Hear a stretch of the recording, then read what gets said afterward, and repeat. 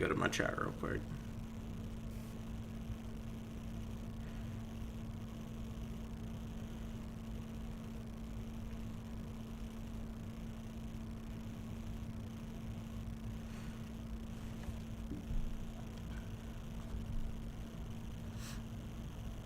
Let me announce it my server.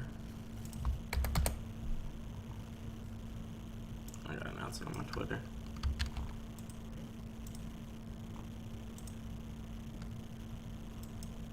Yeah, I just got the notification that we're live, so. Beautiful. What's up, Master Chad? I'm not saying your name, but what's up? Johnny said, what now? What's up, hello? Saint Leo, what's up? What's good? Yo, Noodles, what's up, Jim? You gonna say hi to these people in chat, Surfbone? They're calling you. Yep. Yo, what up, Torque? What's up, Saucy? What's up? Ismail Hassan, the good old member to the channel. Appreciate that. Clueless, what's up? What's up, Luke? What's up, Saber? You never say my name. It's me and Noodles. Listen, I can't say your name. It'll get me demonetized. Brandon Brown. What's up, Noodles and Surfbone? What's up, Brandon? Yeah, what up, Brandon? Yeah. You guys know what we're doing today?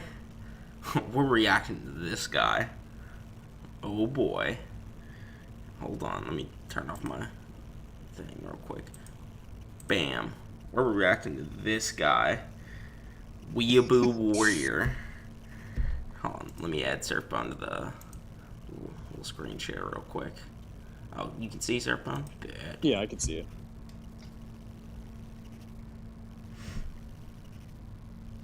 Bro looks goofy. He does look goofy. What's up, Zach McKenzie?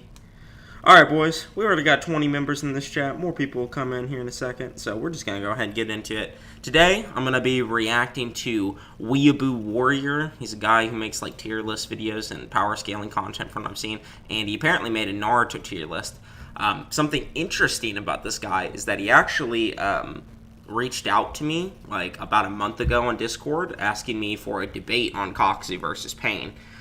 So we agreed to debate, and we had some trouble figuring out a schedule, but he's got a more available schedule now, so now we're able to hook a date, and we're probably going to do it sometime this week. I'm not for sure if it'll be on Friday, Saturday, or Sunday, or it might even be on Monday, but it'll be one of those days, one of those 4 days. So, but yeah, we're actually going to debate Coxie versus Pain, and that's the reason I'm doing this stream today is because he made a whole Naruto tier list, and I figured it'd be good build-up, and it'd be just something funny for you guys to watch, too. Noodles, you are so smelly, it's making me mad. Guess what, Saiboshi? I don't care. Nobody cares. Your feelings are irrelevant. Surf, you got some real bad shin splints or what? I got hurt in basic training as well, so I get it. He said he got bad. Yeah, I was just about to reply to that in the chat.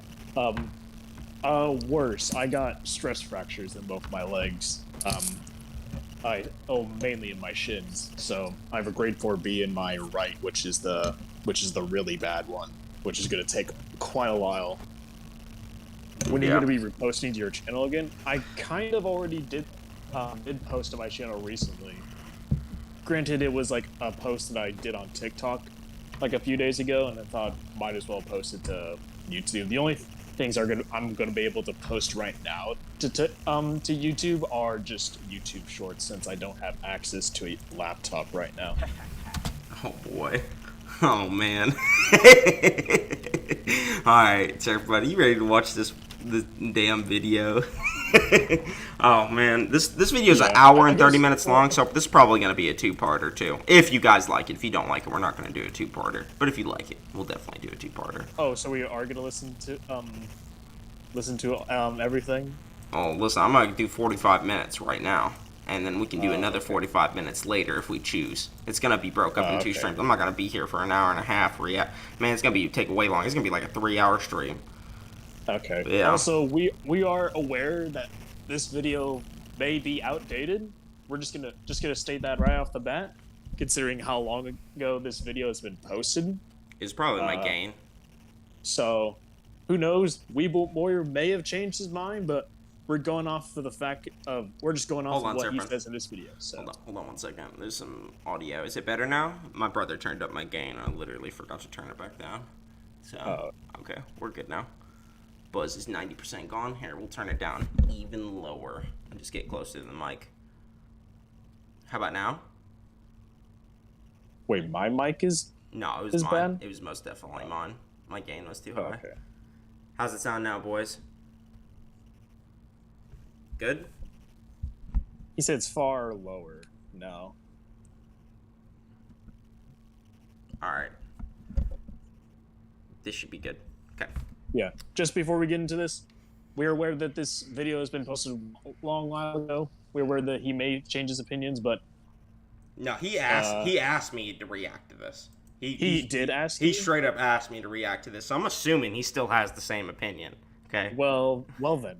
Yeah, there's no hold bars. If it's bad, it's bad. If it's good, it's good. I've not really seen any of it, so we're just gonna go into this blind. But yeah. Let's go ahead and get right into it. You ready, Surfman? Yeah, I'm ready.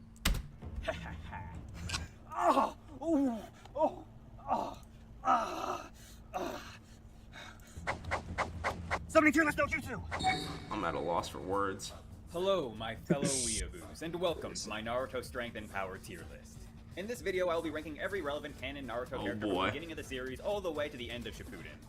Boruto characters will be saved for another list, and I didn't have much of a choice, as this list is already packed to the brim with how many characters I tried to cram into it. Do you guys want it on 1.25 speed or just regular? Because we can do either. It'd save me a lot of time, but it might sound a little better. Is there any noise coming out of it for anybody anybody else? Because I cannot hear it. It's probably because you're going through my stream. Hold on.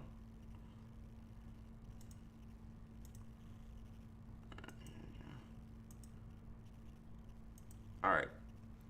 Watch the stream now. Yeah. Here, start playing some of the audio. All right, hold on. We're just gonna do it normal. There we go. To be more specific, this list is ranking the Naruto characters in order of whom I deem to be more likely to win in a fair fight, based off my meticulous information gathering. Going all out is my Weaboo way. So I reread the entire manga, taking notes, to try and make the most accurate and complete Naruto Strength ranking tier list that will ever hit the internet. Since the manga is the original work that came from Kishimoto, that is my main reference for this list. But I also used some anime scenes in the official data books to help piece information together when the manga didn't provide quite enough evidence to go off of. Characters in the same tier are roughly in the same ballpark when it comes to combat ability, and the ones further to the left are the ones I... Alright, buddy. Okay, this is only true for part 1. Okay, there's a direct statement in the first or second data book for part 1 that the Sannin are all relative to each other or all equals, something along those lines. That's fine. Okay. But this is not the case later in part 2 because Tsunade with her 100 healings is way stronger than Jiraiya, and Orochimaru would body them both at the same time with like no effort. So, yeah, I don't agree with this later, but since we are starting at the Genin tier, let's just see where he goes with it. I think have the edge. First up, I'm summoning the Genin tier. As the title suggests, this tier is full of Genin. Attack power-wise, they should be able to destroy walls or small buildings. And movement speed-wise, they should all be less than supersonic, as Dosu implied his supersonic attacks were faster than weighted Lee, who would easily be near the top of this tier. Wait a minute. he thinks that these people aren't speed of sound? I wonder what he thinks about Sasuke and like Tamari like being able to react to Taiyuya's sound jutsu or whatever. Can someone find the calc for me? But yeah, what's up? Also, why is Hinata so low on this list? Oh, is this it? Right here? Alright, Sakura. Yeah, that's Genin. Ino. Tenten. Does Tenten beat Ino? I don't know, I don't care. These dudes. Hinata, trash, bro. Come on. Man, those trash cans too. Kiba. Choji. Man, I guess Dosu literally did one-shot Choji. I don't even know who this dude is. Do you know who that dude between? I have no idea who that is. Who is that? I'm struggling to remember the two above Hinata as well. I do remember their faces, but I don't even remember what they do. Yeah, I don't know. Yeah, I don't remember either. Also, I know Tamari's stronger than Shikamaru, but he still technically won the Chunin exams. Yeah. What is so? I'm wondering what arc this is based up to. Is this just composite Genin? Like. Yeah. Also, why is Konkoro above Tamari? You said why is Konkoro above Tamari? He shouldn't be. That's the answer, because Tamari would just like one-shot him from range and all. And Shino is above everybody except for Sasuke. Man, Shino's is fine because he beat up Konkoro. I understand that, but I'm curious to see what his reasoning for Konkoro being above Tamari is. Let's go. Let's just watch. Konkoro from part 1 is easily the weakest named Genin, and I'm not just saying that because she's a Sasuke-sucking leech. She has excellent chakra control, is good at breaking out of genjutsu, and gave the Sound Ninja a bit of trouble with her substitution jutsu trick. So she isn't all bad, the Sound Ninja. But she did need saving from the Sound Ninja, so she still falls below them. Part 1 Ino was almost dead even with Sakura, and their fight ended in a draw. But she actually would have won with her mind transfer jutsu if it wasn't for Sakura having her special inner voice and Naruto calling out to her. Part 1 Tenten is such a joke that she got off panel stomped by Tamari in the manga. Their fight was shown in the anime, but all she did was throw a bunch of ninja tools and got stomped. I put her above Sakura and Ino due to her having more experience, as well as higher databook stats. And I'm not really sure if Sakura and Ino can get around that much ninja weapons. Using the databook stats are awful, though, because they don't actually mean anything. Yeah. Like, Sakura has higher chakra control than Naruto in the Boruto databook. Wait, really? Yeah. Oh, no. And Naruto's literally got, like, the best chakra manipulation in the series. Can, like, make... Man, I don't even want to talk about it. Like, it's just not even close, so... Also, like, she has more... It's stated that she's had her strength is higher than Naruto's, too, I think. Like, her raw strength power. I'm just like, no, please. But, yeah, using, like, the data book stats are just terrible because they're super inconsistent and just don't actually make sense. It's just kind of like some flavor Kishimoto threw in there that just doesn't... It's kind of like using Dragon Ball's... what are they called? The readings or whatever they get on the Scouter? Power levels. Why am I forgetting that? Man... But yeah. Expand at them. But Tenten is honestly a great contender for weakest named Genin. Misumi was one of the Sound Ninja in Kabuto's team during the Chunin exams. He had his body modified so that he could dislocate all of his joints and manipulate them with his chakra. With this ability, he can wrap around his opponents like a snake and snap their neck. You can argue he blitzed Konkoro, but Konkoro may have let him do that so he can set up his puppet trap.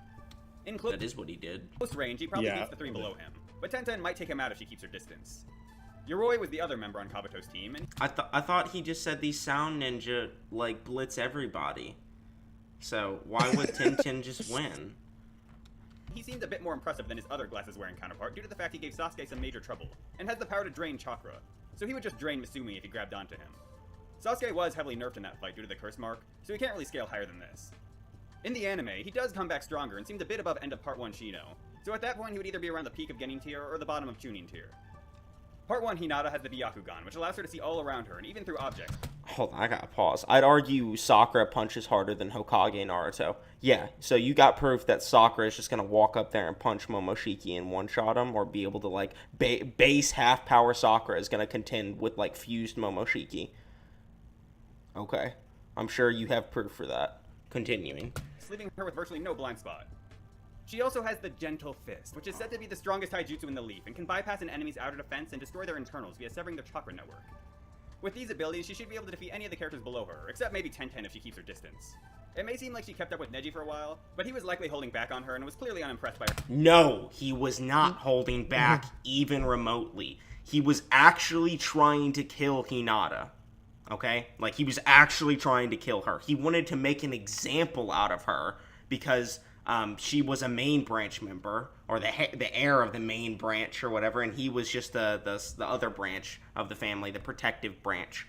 And he was mad that he has the bird seal on him, so he wanted to use Hinata as an example. There's, like, definitive proof that he was going all out and trying to, like, murder her. So, no, this is not true at all. I wonder why the other Jonin, like, my guy, Kakashi, and, like, the guy that was, like, the referee during the Chunin exams were trying to stop Neji. Yeah. Maybe because he was trying to kill Hinata the whole time. And something I feel like Noodles has mentioned several times in these tier lists and just on these streams in general is that whenever a character in Naruto is holding back, it's stated. Like, we're just blatantly told whenever they're holding back. All right, so there's nothing in the Neji fight with Hinata that ultimately proves that. So yeah, Nate, grab some panels of like Neji trying to kill her or whatever and DM them to me.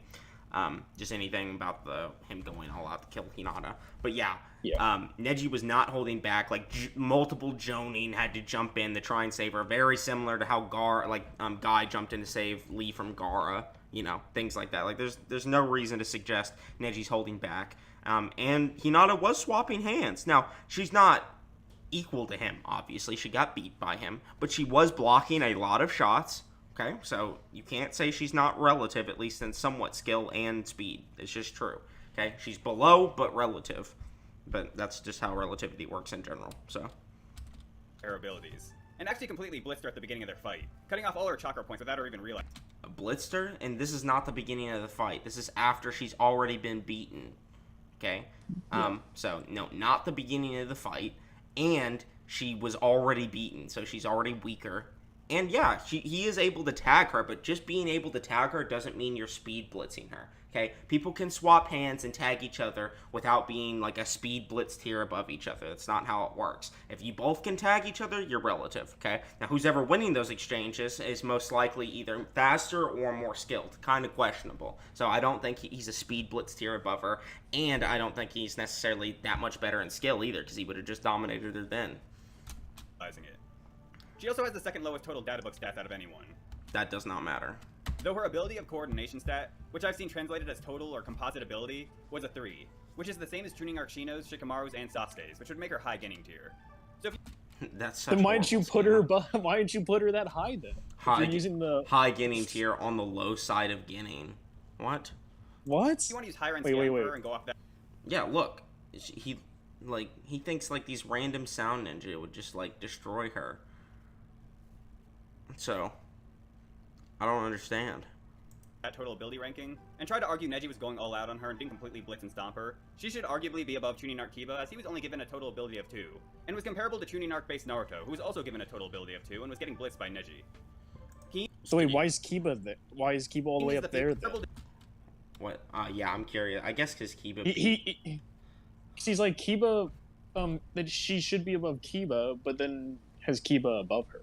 Yeah, I don't see why Hinata couldn't just like shit on Choji or Kiba. Like, she would just walk up to them, punch them in the stomach, bypass their durability, and then they'd just be one shot. Like, what even stops that from happening? There's no way you can prove they're faster than her.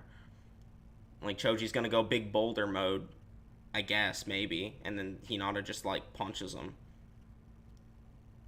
But yeah. The Chunin Arc based Naruto, who was also given a total ability of 2 and was getting blitzed by Neji. Keen is the female member of the Sound Ninja Trio. She throws out needles with strings attached to them so she can pull them back and penetrate her foe. She was able to land this move on Shikamaru, as well as dodge a Shadow Possession Jutsu, but she ended up losing this fight due to Shikamaru tricking her into knocking herself out. She and her teammates were fine after a surprise leaf hurricane to the face from Weighted Lee. Zaku is one of her Sound team members and one-shot her when he was possessed by Ino. He boasts the power of shooting supersonic blasts that can shatter boulders and the speed to react to curse mark Sasuke's attack, as well as blitz in front of Sakura's throwing stars to knock them back. He straight up beat Sakura, forcing her to use her mouth on a man that wasn't Sasuke, and Ino Shikacho had to step in to save her. Kiba and Akamaru during the Chunin exams were able to push Naruto to his... Yeah, I mean, they have sound scaling. They should probably... Speed of sound scaling. They should probably be on the higher end, but I wouldn't say it would put him above Shikamaru, Tamari, or Kankuro, or any of these top tiers, just because Tamari literally has a feat of reacting to Taiyuya's sound jutsu. Limit. We're clearly faster than him, and would have actually won if Naruto didn't fart in Kiba's face. However, Naruto was nerfed due to Orochimaru's seal on him, and Kiba took a military ration pill that doubled his chakra, so I personally put Naruto during that fight right above him. Choji during the Chunin exams is actually... Naruto during that fight? What fight? Kiba's face. However, Naruto was nerfed due to Orochimaru's seal on him, and Kiba took a military ration pill that doubled his chakra, so I personally put Naruto during that fight right above him. It's just unquantifiable, but sure. Choji during the Chunin exams is actually trash, having the lowest total stats of the series and getting dizzy after one human boulder. He's honestly another strong contender for the weakest named Genin. Whoa, Jacob, man. You're gonna have to chill out, buddy. $10? That's Choji you're talking about. Yeah, no, man, look at this. Noodles, what do you think of Nagato's Chakra Rod puncturing Sage Naruto? I think that his rods have enough AP to puncture Sage Naruto, but if you're talking about when Pain did it, that was not Sage Naruto, that was base Naruto. A proto-Kurama Amp Sage mode? I'm not for sure what you're talking about. When Naruto confronts Nagato? Is it an outlier for Naruto? He's talking about you know when Naruto confronts Nagato when he's in the tree, and he kind of looks like he almost has like sage, He has like the Chroma eye slits. Yeah, but he also has like the Chroma eye slits as well. Yeah. I mean, we just don't know how much chakra Naruto's used at that point. He's already ran out of Sage Mode like 3 times, so he probably only has a little bit of Sage chakra. And we also just don't know how much Ninetales chakra he's using either. Especially considering Ninetales just used a bunch of chakra. Yeah, I figured it out. I'm just responding. Yeah. But yeah, it doesn't really mean much, man. We just don't know how strong or fast that Naruto is. Is it an outlier for Naruto durability in Sage Mode? No. However, he improves... Okay. But thank you for the $10, man. I appreciate it a lot. You got big money. A lot by the Sasuke Retrieval arc, and even Kiba himself at the time admits he has more destructive power than him. And Choji backs this up by breaking Sasuke. What was he saying? Retrieval arc, and even Kiba himself at the time admits he has more destructive power than him. Yeah, nice. Choji backs this up by breaking through Jirobo's wall, which Kiba and Akamaru couldn't do even while hopped up on pills. This Choji, if he's including this Choji should be #1, bro. This Choji should be #1. He's including Jirobo fight Choji, man. He should be #1. Besides maybe Sasuke. Sasuke probably still body him with Genjutsu. Retrieval arc Choji should come out the victor over Chunin arc Kiba. Yeah, he should come out the victor of, like, all these dudes, because by the time he fights Jirobo, he uses his pills, and if we're including... Maybe if this is not Amp. If it's base Choji, below Dosu. I don't know who this dude is. I guess we'll talk about him next. But yeah, below Dosu and base, but with his pills, he should be, like, here next to Sasuke, because he's got, some, mountain-level growing jutsu that he can grow to and mess people up with, and if you can measure the kinetic energy, it's potentially large country level, so just Choji being that big and moving around generates large country levels of energy. Not large country, what is it? What's the calc result, Surfbone? It was because it was the result of how fast it would take Choji to grow to that size, which in the data book... I know that. He grows I'm pretty at sure speed or whatever. I'm asking what the result was. It was small country. It was small country? Yeah, either way. Crazy stuff, bro. So yeah, Choji should be like up here. The next spot represents 2 different rain ninja from the Chunin exams I think are worth noting. Sasuke, the reason I'm putting Sasuke above is because he could literally just Genjutsu him, so I don't see any way for Choji to stop that. The first one is Oboro, who was the one who surprise attacked Naruto when he was going to the bathroom, and his team was also the one who ganged up this on dude's got good Genjutsu. right at the end of the second exam. He was able to go toe-to-toe with Sasuke, and even got the edge over him at one point, though Sasuke gave him an opening when he threw a kunai to Naruto, and he wasn't using a Sharingan at that point. He was also able to create a bunch of non-tangible clones, and hide in the ground to surprise attack his enemies. Shigure, who is the one pictured in the tier list, was the elite Genin that Hidden Rain sent to increase their dignity, so he automatically scales above Oboro. He is what? Pictured in the of non-tangible Wait, who? And hide in the ground to surprise attack his enemies. Shigure, who is the one pictured in the tier list, was the elite Genin that Hidden Rain sent to increase their dignity, so he automatically scales above. He says the elite that Amagaku sent to Konoha to increase its dignity. So he's trying to say that means that he's stronger than the other dude. Wait, let's see. I mean, I don't really like this because it doesn't outright say he's stronger or faster than that other dude. So he could just be an elite ninja. This other dude could also just be an elite ninja. So no, I disagree with that. I think that's bad. Above Oboro. He has the ability to rain down 1,000 needles that can home in on their target, leaving no gaps or blind spots. They have the piercing power to penetrate 5mm thick tempered That's pretty steel. good. Considering he's an elite Genin and Kiba seems to admit inferiority to him, this spot seems fair. He could possibly be higher as his technique seems... That was a good statement. I didn't like the other argument, but this one works. Or I'm trying to take on those guys. What is he thinking? Kiba's talking about Gaara in this game. Kiba's only slightly taller than Gaara. So him making the statement while hiding the bush leads me to believe he should be below Shigure. What? Do you understand this argument, Surfbone? Wait, let me see. I guess because he's like, look at that little worm trying to take on those guys. What is he thinking?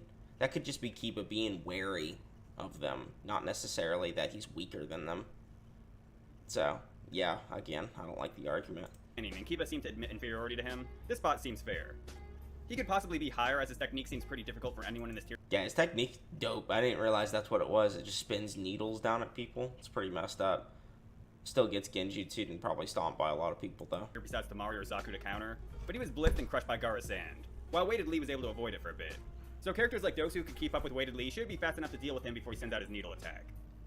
Dosu has a powerful sound jutsu that allowed him to stomp Chunin Exam's Choji and mess up Weighted Lee and Kabuto. Junin examined Shikamaru and Tamari had a really close match, with Shikamaru managing to outsmart and shadow possess her. But he admitted he used up too much chakra and was out of time. At this point in the series, he doesn't really have any offensive moves, which really limits him. Shikamaru ended up being promoted to Chunin after this exam, so anyone from him up could easily be argued as low Chunin tier. And this is further corroborated by the fact that Shikamaru almost beat 8 sound Chunin at once, though he had to set them up to accomplish this. Tamari goes right above him since she won their fight, and her wind attacks are powerful with a wide range, making her an extremely difficult opponent for any of these Genin to deal with. Just ask Tenten. She was able to casually block weighted Lee and said he wasn't that fast.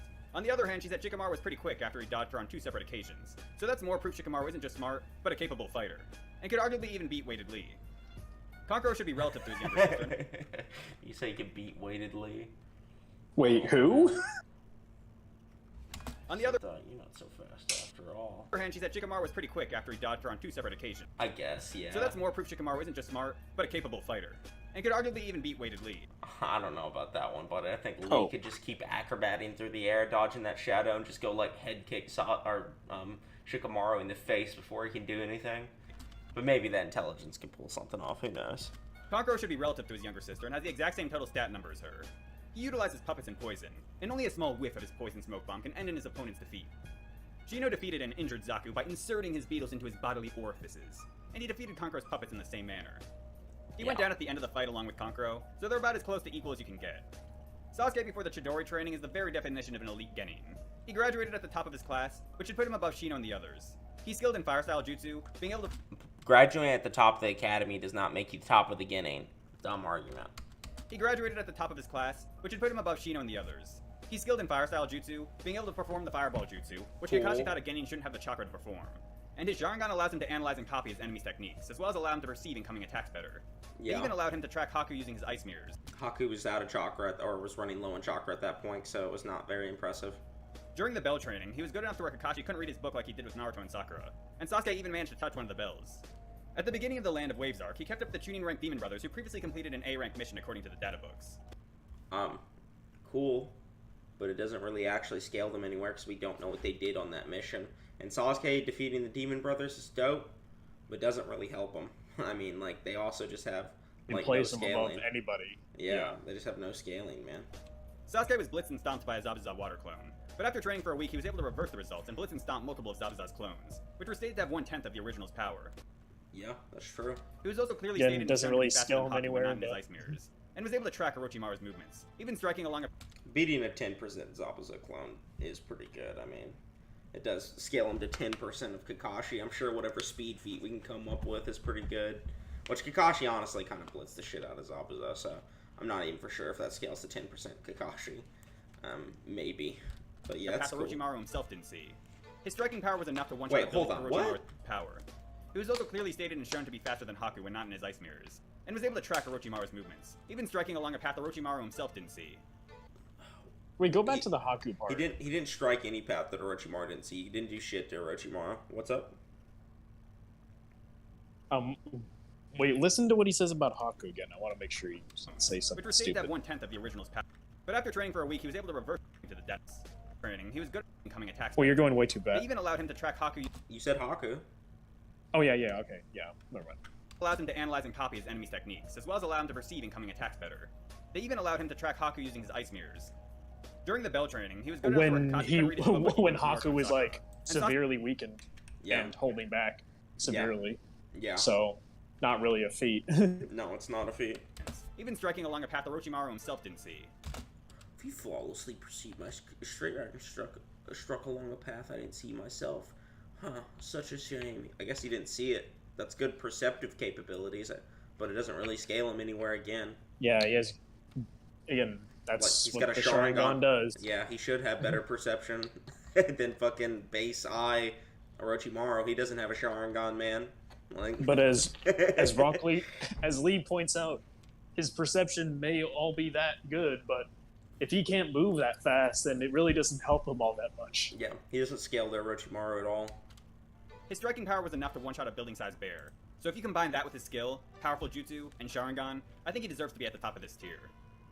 Summoning in the Chunin tier. Alright, so how I would rearrange this, I would put Hinata. Where's Neji? Is he not including Neji? No, Neji's in the next tier. Okay. He's about to get into the next tier. Wow, okay. Well, Hinata need to be, like, right there, then. Why is Neji above Gaara? Oh no! Oh Oh my god, bro! You put What Neji is above this? Gaara? Yeah, let's use No. the one dude that has the counter to my taijutsu. Okay?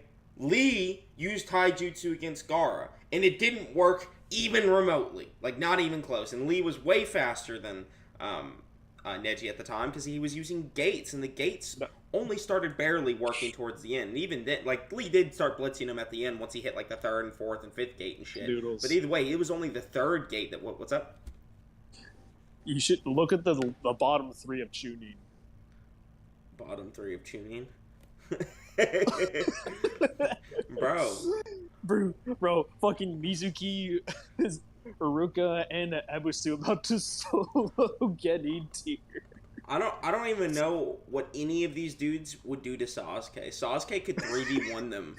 Sasuke could unironically 3v1 them, and they wouldn't be able to do shit to him. Good man, that's a good placement.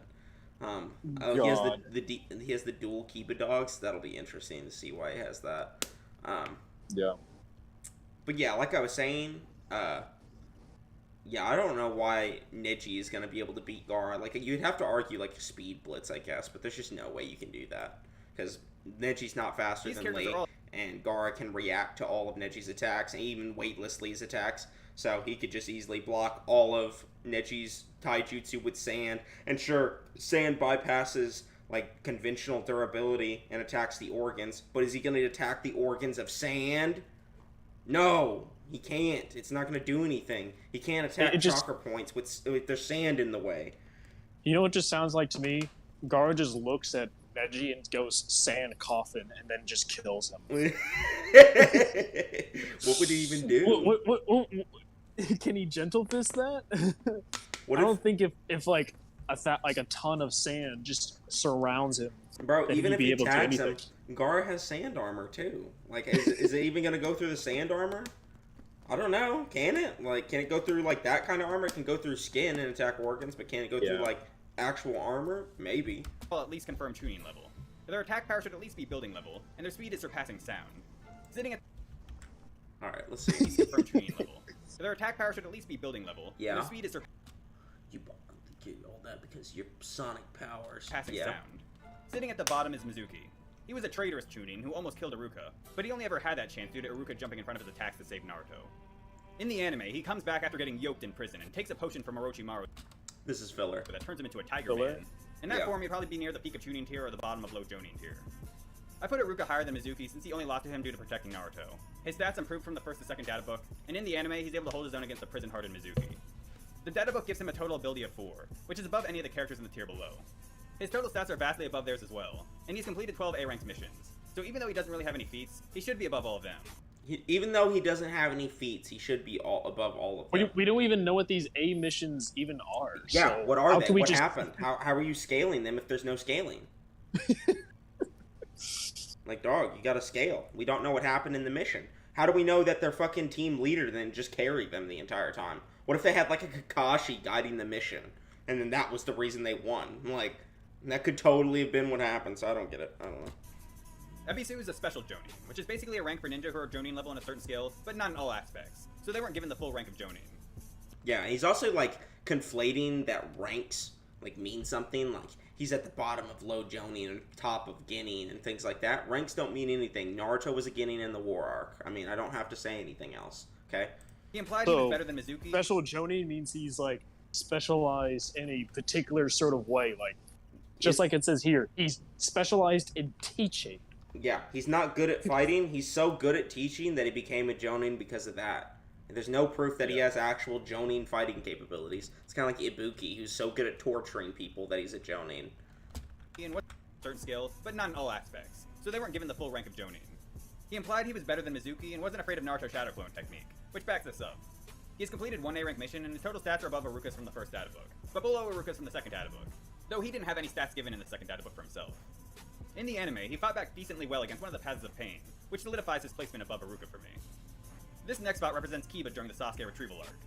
Even when using his military rations to double his chakra, he was clearly below the Sound 4, even while they're in base. But with his two-headed wolf technique, his power is easily low Jonin tier, being able to split stage 2 sack I gotta pause real quick just to show you guys what I'm talking about with Hinata. I'll actually show it later. We'll show it later when we get to Neji. The reason he's stuck in this spot is that he can only attack in that form twice, so as long as the move is countered, any of the characters above him should manage to win. Shikamaru in the Retrieval arc gained the even while the Retrieval arc. Even when using his military rations to double his chakra, it was clearly below the Sound 4, even while they're in base. But with his two-headed wolf technique, his power is easily low Jonin tier, being able to split stage 2 Sakon and Ukon from each other, and Denta Rashomon Gate. The reason he's stuck in this spot is that he can only attack in that form twice, so as long as the move is countered, any of the characters above him should manage to win. Shikamaru in the Retrieval... I don't know why that feat makes him low Jonin tier, though. Like, what does it actually scale to? Like, the amount of stuff he destroyed probably wasn't even building level, and if it was building level, cool, we were already building level. Like... Arc gained the ability to suffocate his opponents with his shadows, which eliminates his weakness of not being able to directly hurt his opponents when shadow possessing them. He was able to push Tayuya to her second state, which could arguably put him above the Sound 4's Curse Mark Stage 1 state. However, he was incapacitated by base Dorobo and Kitamaru, and Tayuya was a good matchup for him since she was a long-distance fighter who had an attack pattern that could be analyzed. Part 1 Lee with his weights on would be around the top of the Genin tier, as he could beat pre-tuning exam Sasuke, and Tenten said he could have defeated the Sound Ninja if he was serious. But when the weights come off, his speed skyrockets, to the point Gaara can't keep up with him, and Choji's eyes can't even keep track of him anymore. Yeah. He doesn't have enough striking power to take Gaara down in base, but with the gates he was able to damage him, and would have won if he had mastery of this power.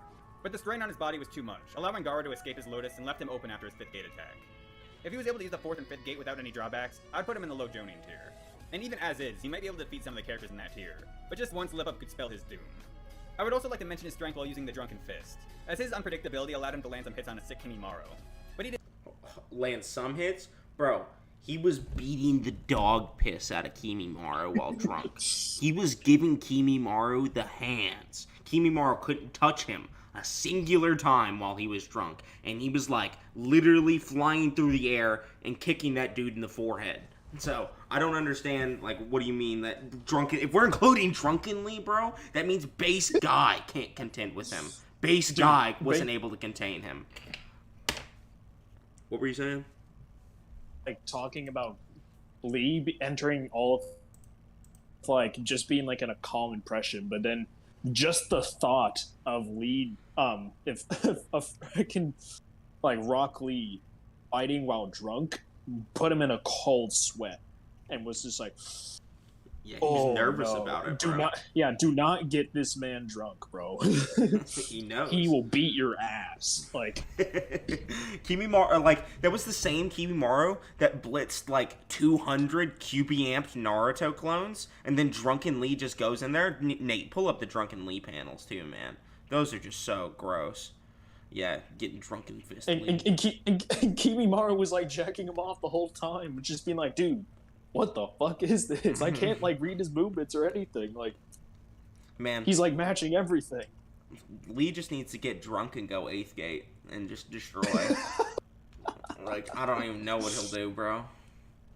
Why didn't Lee just become an alcoholic in Boruto? Yeah, he should have just been an alcoholic and then just been, like, a drunken master. It'd have worked. Man, they missed out in Boruto. I know. That would have been a fucking cool-ass idea. I would have watched Boruto just for that.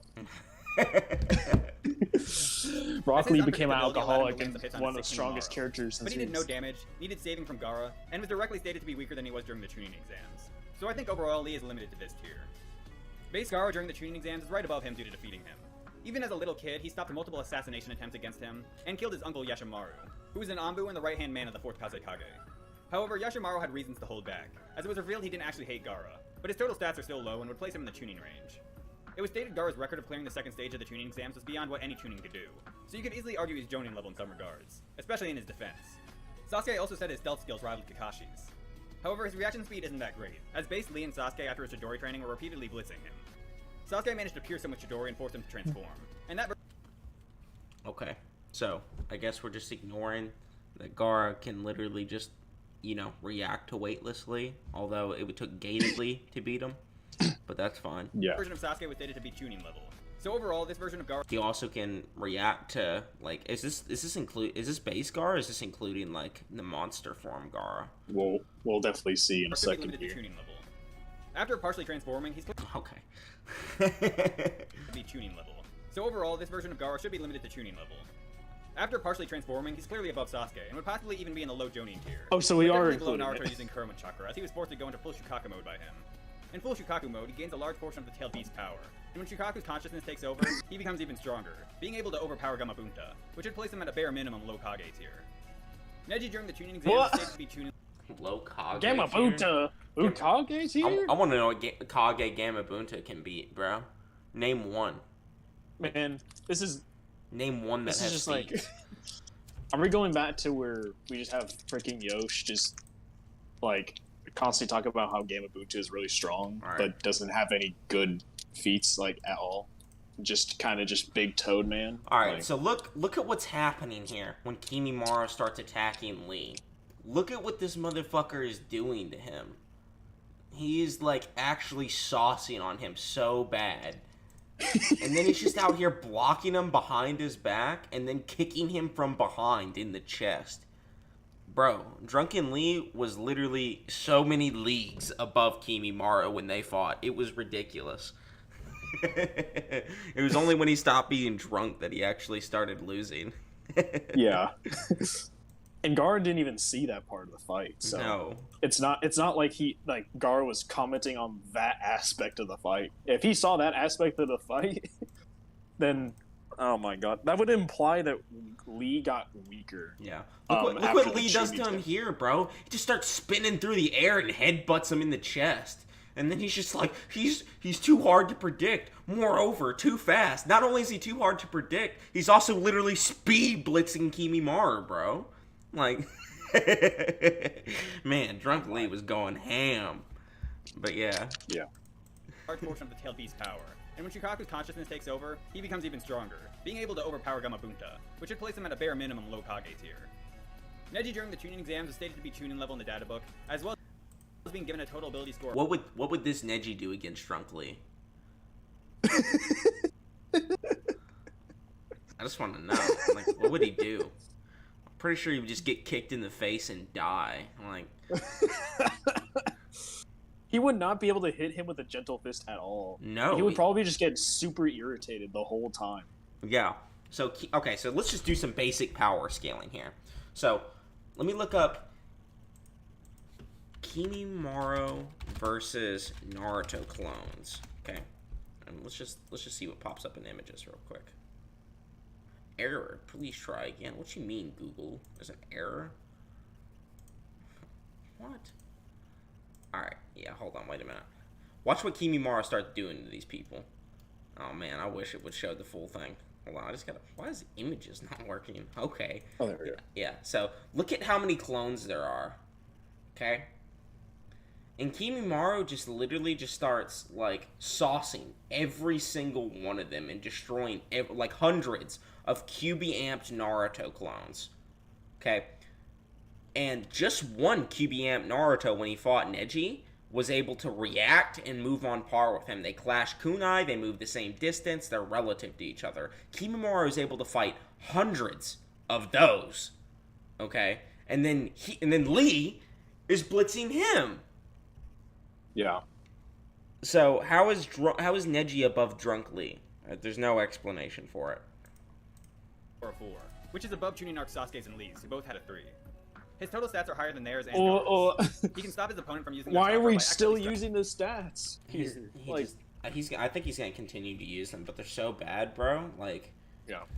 Like, his taijutsu's a 2, bro. Okay. Like the scaling becomes a whole lot more inconsistent when you try to incorporate these stat blocks. Yeah, because I guarantee Madara has a lower stat than somebody that's trash. Like, I guarantee Madara probably... Man, I don't know about Madara. Madara might be too far. But, yeah, either way. Let's also look at Hinata real quick and see what she was doing against Neji, just to show how impressive Hinata was in that fight. Okay, hold on. For one, here's proof. He was trying to, like, kill her, because she's, like, bleeding and dying. We gotta... Wait, go back up for a second. What's up? Go back to that too. He's like, at this rate, she won't last 10 minutes. So he was trying, like, she's on the verge of dying. Oh, they say it, too. He really intended to kill her. Look. Yeah. But yeah. So she was going to die. Like, yeah. There's no holding back here. Like, Yeah, and she's like moving on par with Neji here.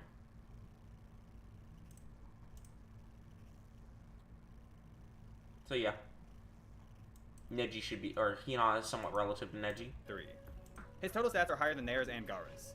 He can stop his opponent from using their chakra by accurately striking their chakra points, and can use rotation to defend himself at all angles while striking back at anything that touches it.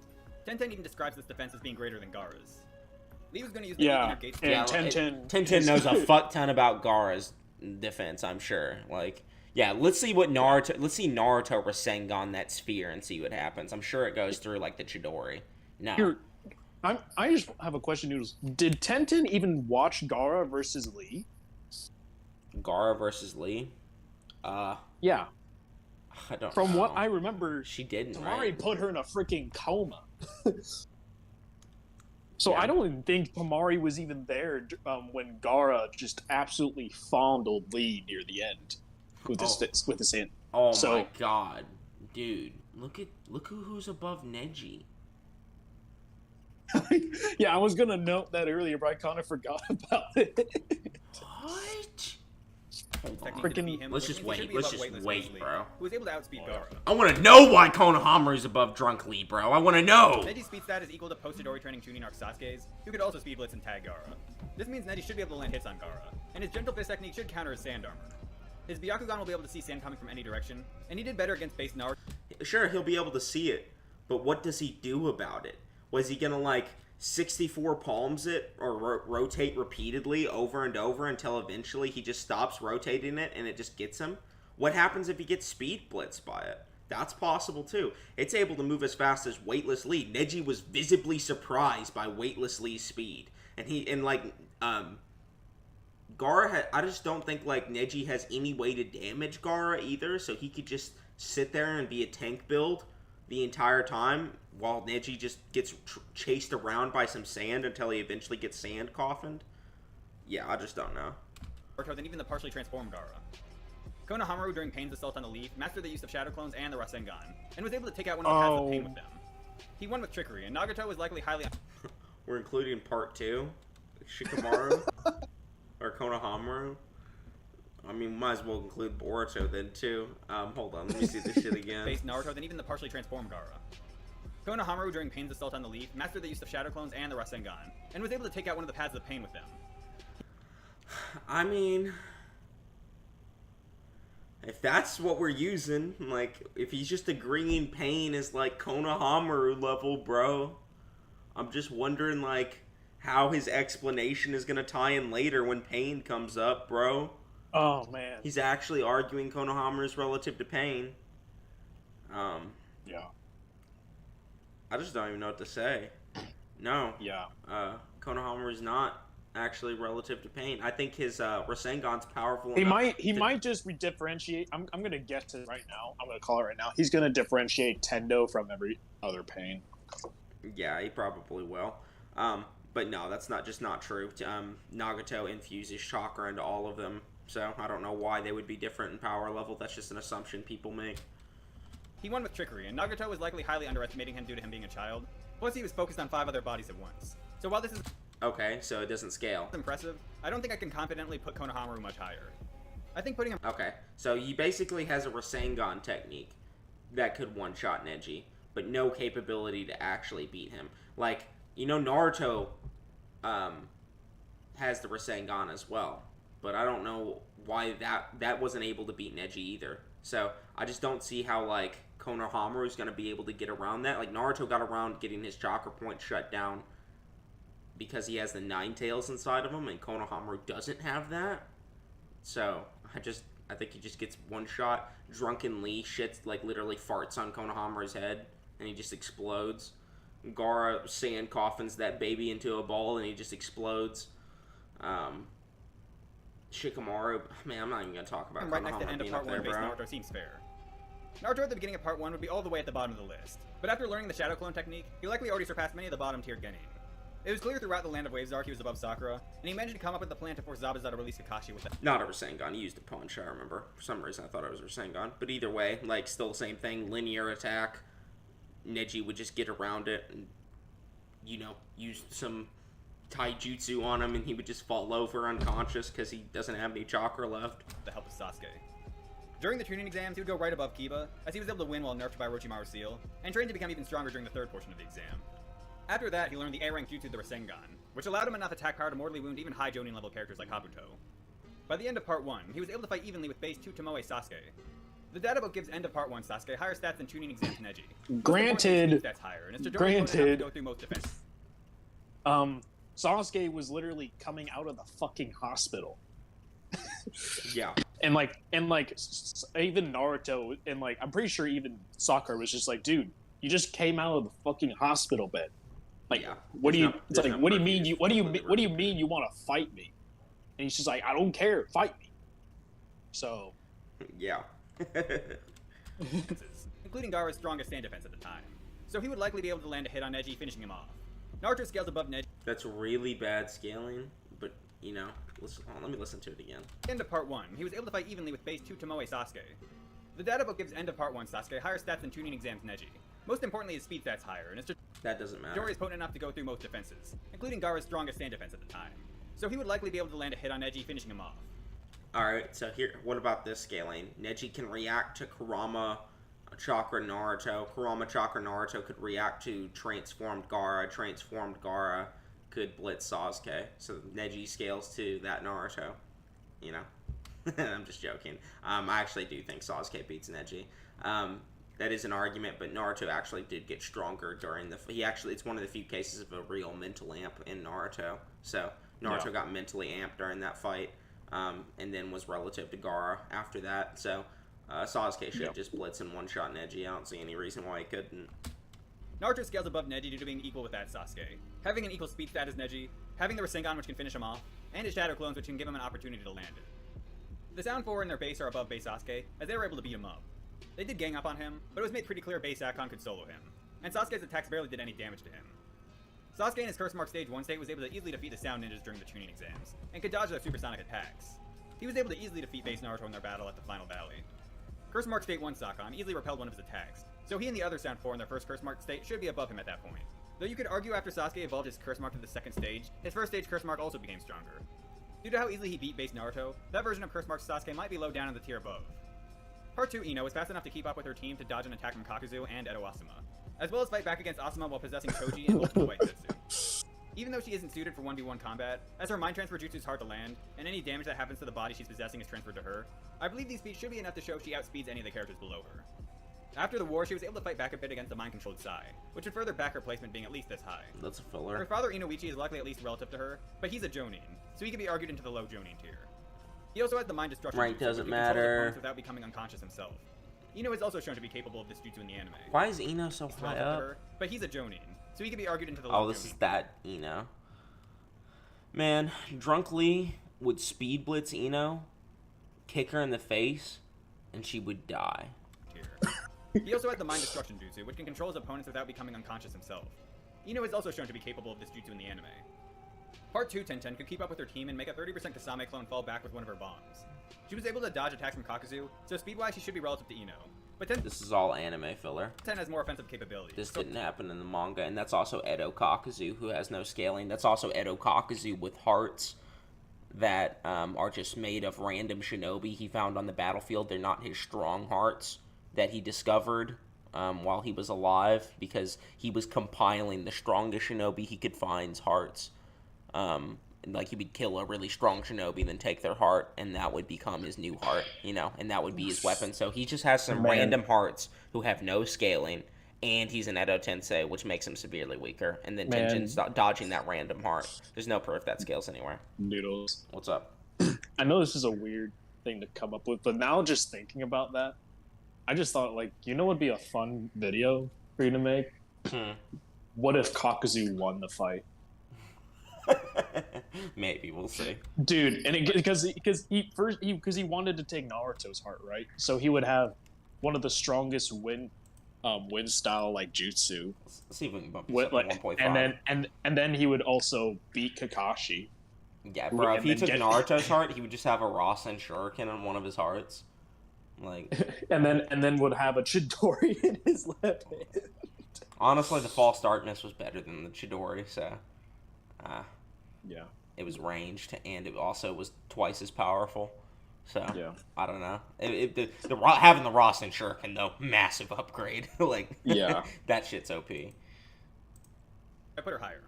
The data book does say her prowess even had the Akatsuki dumbfounded, but I'm just going to assume they were dumbfounded by how bad it was. At the peak of the tuning tier are Zumo and Kotetsu.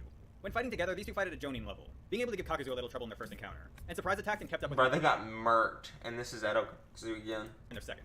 By themselves, they aren't quite as deadly, and Kotetsu got defeated by the true peak of tuning tier, Condor the Ostrich. Man, that ostrich beat them? That ostrich Kakuzu level, bro. That fucking... the ninja ostrich, he has a few episodes in the anime, too. Ostrich level Kakuzu. Something in the low Jonin tier, this tier is for characters who just barely scrape into the Jonin level. Based off multiple feats, these characters should be able to blow away multiple... Yeah, all the Shinobi plus Asuma, who is stronger than those two tuning, got murked by Kakuzu, so I don't know why he's trying to scale them to them. And the fact that they were able to do anything to Edo Kakuzu is just proof that Edo Kakuzu was weaker than his alive variation, because when he was alive, he bodied, like, all of them. City blocks, or even small towns. And they're likely at least hypersonic in speed. Based off multiple feats, these This characters... is large country, or small country level. This isn't... This is, like, at least mountain level, too, because you can see the mountains in the background. He's bigger than a mountain, and there's a direct statement that he grows as big as a mountain as well. So, this is at least mountain level Choji, and he grows that to that size at lightning speeds, which generates small country level kinetic force. should be able to blow away multiple city blocks, or even small towns. And they're likely at least hypersonic in speed. Some attacks in the data books are compared to lightning, but I think when you look at the context and how many times it's said, I think it's pretty clear they're hyperboles. Yeah, the fourth Raikage, lightning fast taijutsu. Why is that a hyperbole? Enveloped by lightning. Lightning release Black Panther, Darui. Heavy thunder gathers and charges at the enemy as a jet Black Panther. By concentrating the myriad of lightning that's released from the body, a Black Panther is created. How is that a hyperbole? It's literally saying he's making lightning into a panther to attack somebody. That speed is certainly like a lightning flash. Certainly like a lightning flash? What? Man, can we just repeat what he just said again? The fact that it's said so many times in the data book, it has to be hyperbole. Yeah.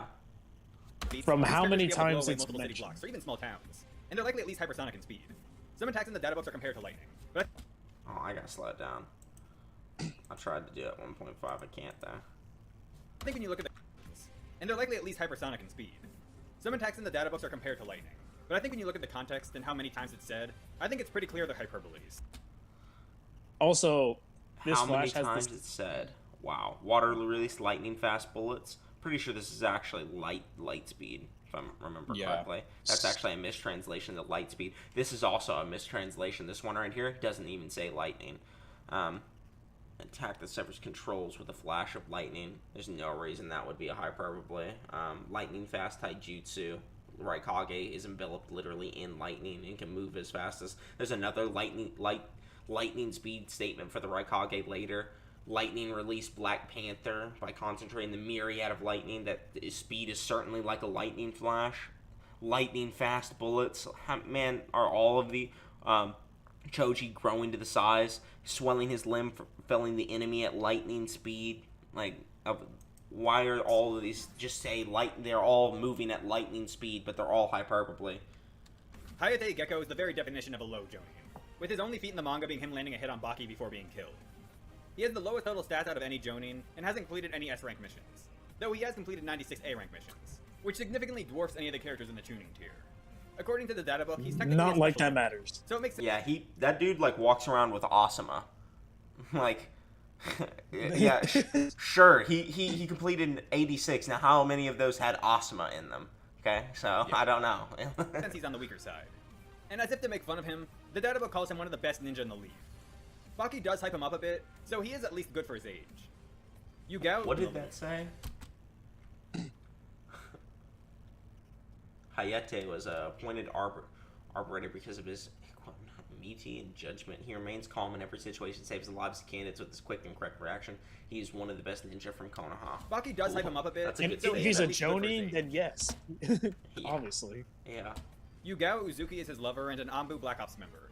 In the anime, she got the better of Edo Hayate. This spot's probably around where most of the fodder Anbu members would sit. At Ohayete's weekend. C is a sensory ninja who has the ability to create flashbang-like jutsu to blind his opponents. He can also use medical ninjutsu. Ao is a Jonin of the Mist that has a Byakugan. He apparently fought against Shisui in the past, but we don't really know how well he did or how old Shisui was. So what fucking scaling does Ao have? Doesn't really scale him anywhere. Also, like C, he's also a sensory type. Wait, pause for a second. So now he's being uber critical about what characters have done in the past now, because like first he was like, oh, because this guy completed 96 random A rank missions, that means he should be above all these other guys. But Ao going up against Shisui, yeah, we don't really know how well he did in that fight, so we can't really say where he scales in relation to Shisui. Wow. What's the consistency in this, like critical like analysis here? Like, you're willing to give these like random like ninja that just show up for like a couple scenes in the manga the benefit of the doubt with these random amount of like A rank no name missions, but like when Ao like fights Shisui, who's arguably like one of the most hyped up like overrated characters in Naruto that everybody just thinks could just one shot him with Kodomatsu Kami, you're just like, yeah, we don't know how that fight went. So yeah, exactly. Byakugan, I think he can counter C's flashbang ability. Like, at least be consistent. Hinoko was talented enough to be picked up by the Anbu right after she graduated the academy, and was already highly regarded by the Anbu at the age of 14. She can accurately shoot out homing chakra needles, which allow her to easily defeat enemy ninja. Shikamaru was able to blitz past her, so he should be above her, and Tamaru was clearly above her as well.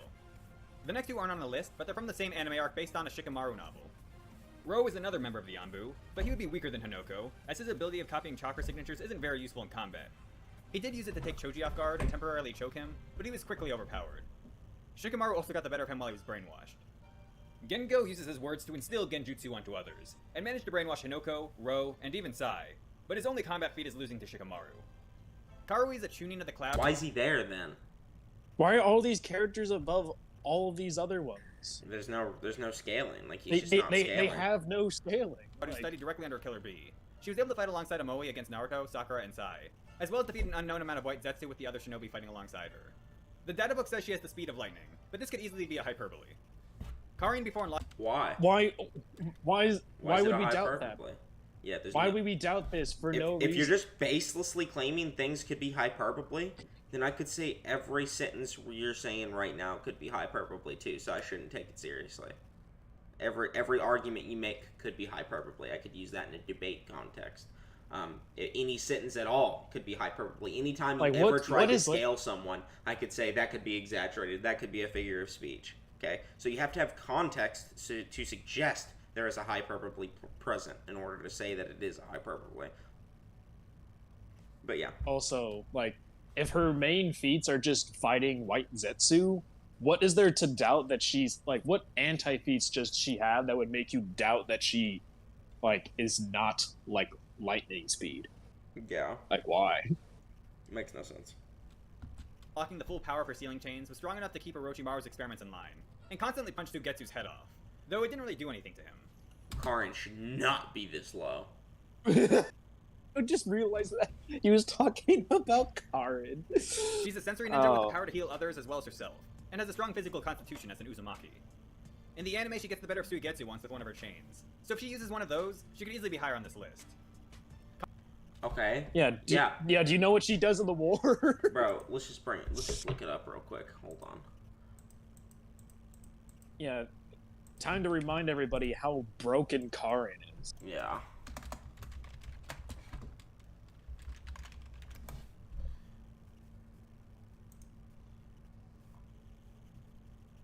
Which one is it? I think it's this one. Okay. No, that's not it. It's the other one. It's the ceiling change jutsu. That's what it is.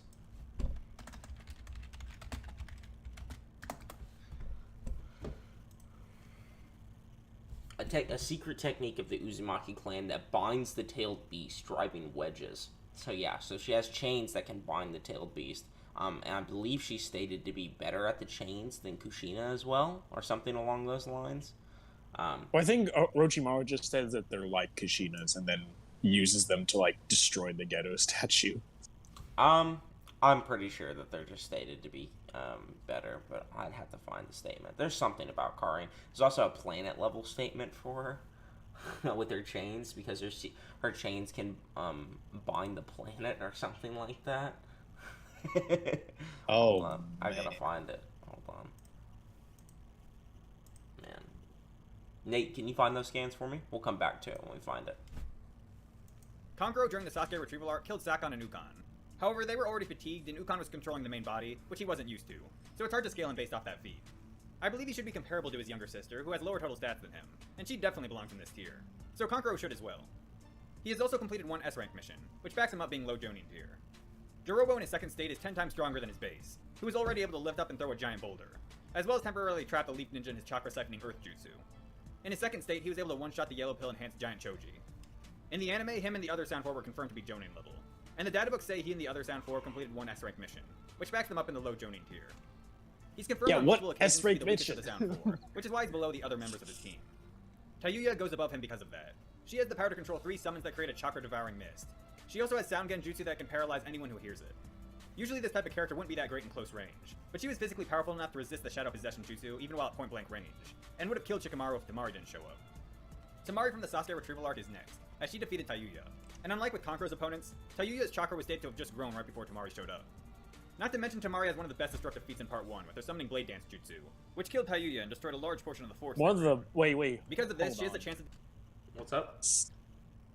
Wait, did you, like, one of the best destructive showings in Part 1? I mean... Temari? It is pretty good. I mean, like, you can see it, but it's not that good, but it's pretty good. I definitely think the Shikaku and Gamabunta stuff's way better, but besides that, defeating some of the characters above her this tier as long as she keeps her distance. I'm just saying, She was literally in page 1, the Nine Tails was Nine literally Tails, saying just to be able to, like, create tsunamis and beat like down mountains and earth and like and freaking yeah with just the swing of its tails. yeah it was like, beating down mountains and shit. She's also shown clearly reacting to the speed of sound when she deflected Tayuya's sound genjutsu. Yeah. Part 2, he not only just achieved the ability to do 64 palms in the war, while Neji could do it since the tuning exams. And her beginning of Part 2 stats are barely above his. So at the beginning of Shippuden, she would arguably be right next to that version of Neji in the tier below. In the Pain arc, she used the Hell no. ability Twin Line Fists, and made Pain take steps back. And in the War arc, she beat back a Ten Tails clone. She also has the ability of Air Palm, but since she just achieved 64 palms, wait, and hasn't hold even on. shown the capability of rotation. She also has the ability of Air Palm. pause for What's up? so not to like crap on Hinata here, but just because Pain decided to dodge her twin line fist does not mean that Pain just did not. It's like with this shit with with Kakuzu, right? That just because he dodged or decided to deflect away a paper bomb, that for some reason he was scared about getting exploded by it. Like you don't just willingly characters don't, and like especially people don't just willingly take shots if they knew they could tank it. Yeah. Like they would either try to dodge it to even avoid any damage at all or block it. Like that's just not how regular combat works at all. So just the fact that Pain decided to dodge. Got a $5 donation. Jaden boy, hey there, Noodle Man. Good to see you. Hey Jaden, how you doing, buddy? Thank you for the $5, man. I appreciate it. But yeah, you're right. I mean, just because Pain was dodging doesn't mean she scales to him, which I don't think he was actually arguing. She scales to him anyway. But yeah, I know what you mean. Palm. But since she just achieved 64 palms and hasn't even shown the capability of rotation, I put her right below end of Part 1 Neji. She showed Lion Fist though, so I mean that's different. Neji's never shown that. Neji from the Sasuke Retrieval arc defeated Kidomaru in his second stage. She also tagged Pain. However, his abilities specifically countered Kidomaru's, and Neji thought nobody but him could take him.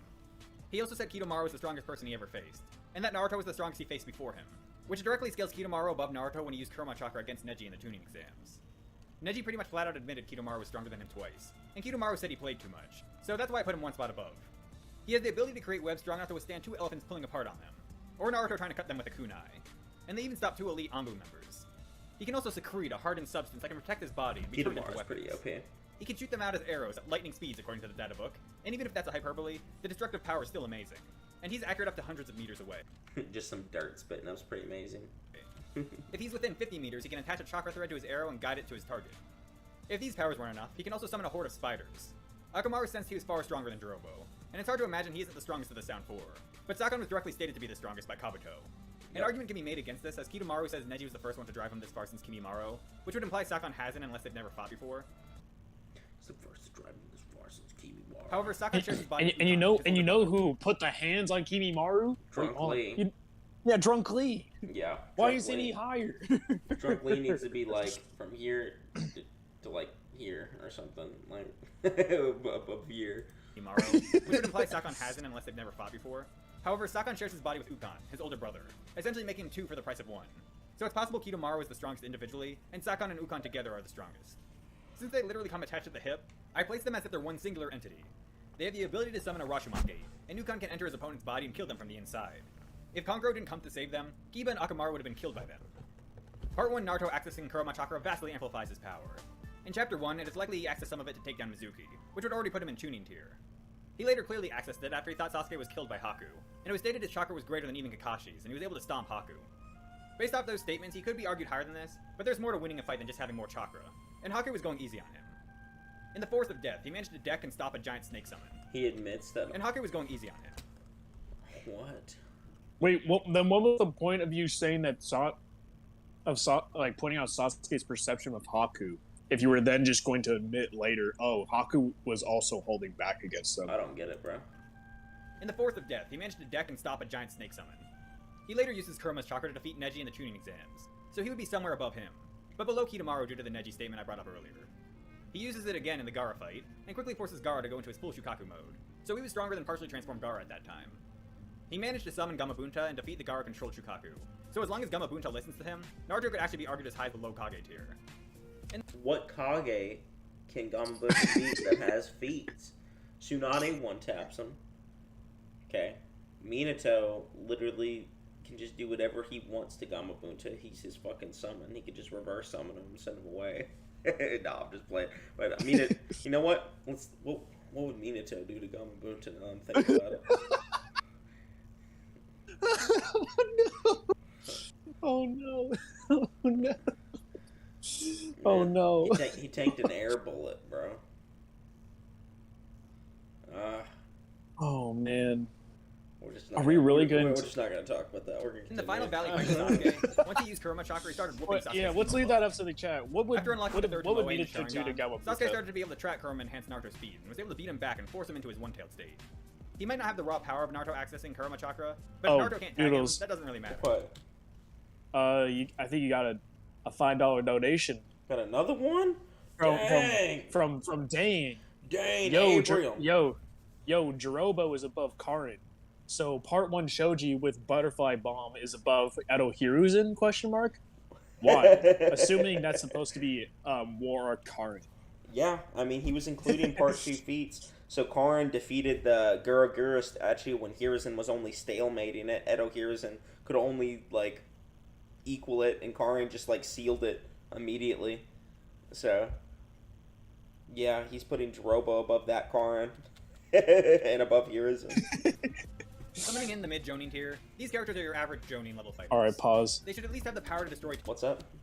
Oh, I was just saying pause so we could just look at this real quick. Yeah, look at this is a town level feat, by the way. Yeah, it's pretty good. Oh no. Oh no. Oh no. What? Oh, let me look. No. Look at the Ibuki, bro? Look at the 3 bottom guys in fucking mid Jonin. What's Aoba doing down there? What's Alba doing there, bro? What's Aoba doing down there, man? This is bullshit. You need to put some respect on Aoba's name. Dude, he's including the anime too. I know. He literally fucking fights Kakazu. He puts the hands on Kakazu. Like, He literally has more chakra than Killer Bee. Man. He's known by Kabuto by first name. It's like, you guys brought, Alba here? Yeah, you shouldn't have put Aoba here. I don't even know what the proctors are gonna do. Is that Iruka right there too? Is that Iruka again? I don't even know who that is. Who the there. fuck is that? Is Very that Iruka's like brother? Like Iruka, I don't know, man. Man, why is Butterfly? Why is Anko there, bro? You just have like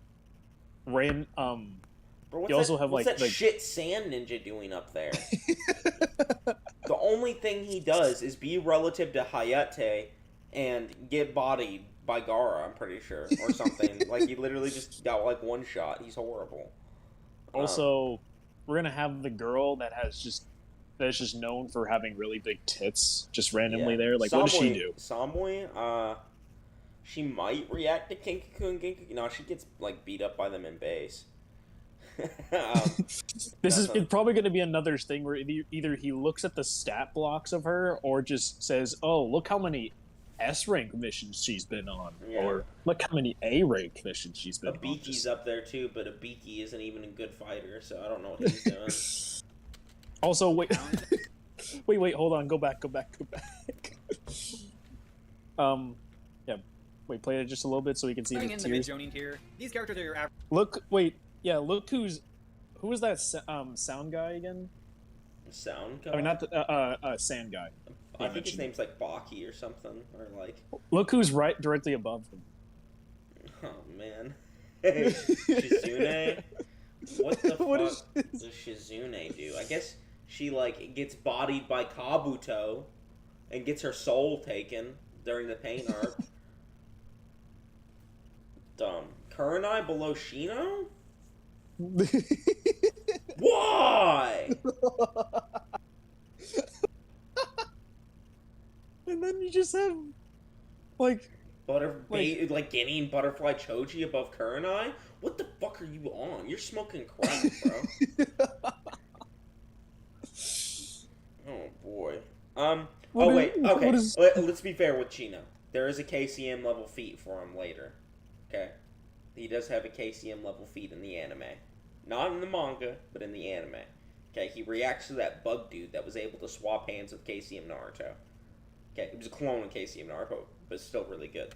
Yeah, since we're including filler. Yeah. They should at least have the power to destroy towns and should be entering double-digit Mach speeds.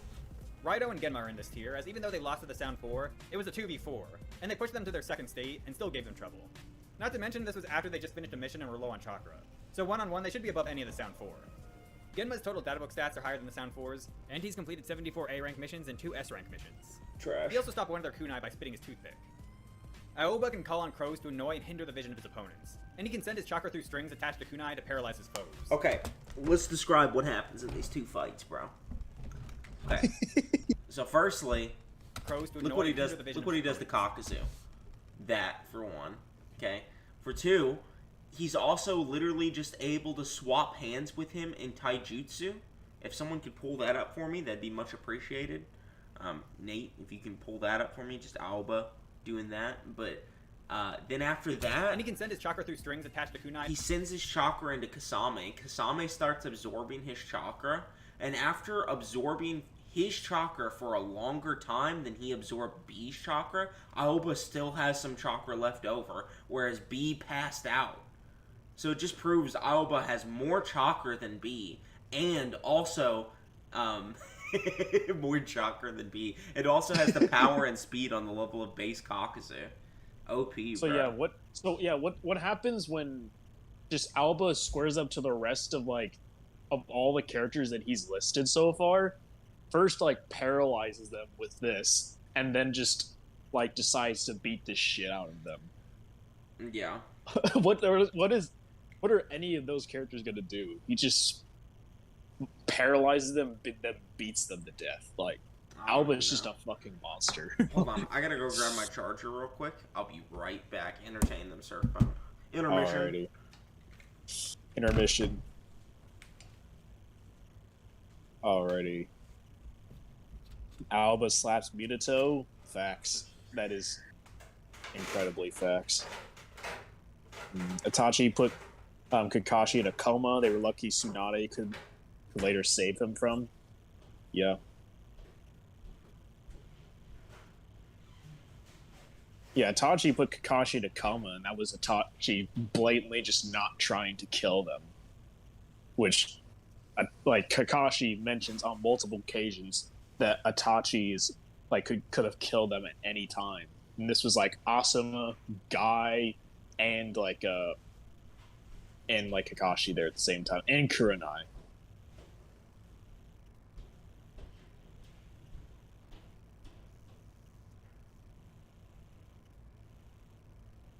see here. Minato is a... Oh, yeah. Can anyone tell me what does Minato do to Gamabuta real quick? Can anyone just tell me? Because I don't want to say that Minato loses to Gamabuta, so if someone can please tell me what exactly does Minato do to defeat Gamabuta, I would greatly appreciate it. Minato seals him? Seals him with what? Like, are we gonna say that Minato just Reaper deaths Gamabuta? Because that just kills him as well. Like, I know that Minato has like a bunch of random other sealing, but we don't know exactly what those do. Like, we don't ever see him use them either. Odama Rasengan, maybe? If you say that he's, if he does that, like, I guess in Sage mode, if he ever decides to use that. I guess, yeah, I guess he would have to be forced to use Sage mode to go up against Gamabuta. Gamabuta fights Minato on the road to ninja fight, and Minato ran away from the battlefield.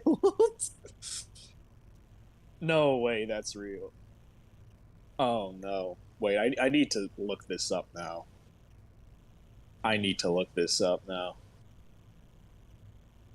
Minato versus...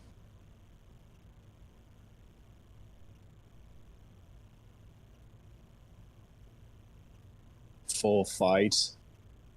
Minato and Gamabuta full fight. I'll have to watch that later, or just tell Noodles about it. Just Rasengan Gamabuta. He's gonna do like a little tiny little Rasengan to the big ass freaking toad.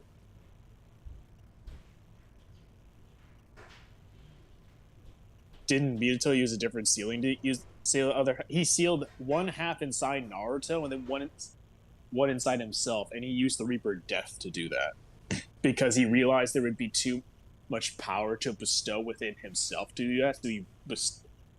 So he bestowed the rest of it into Naruto.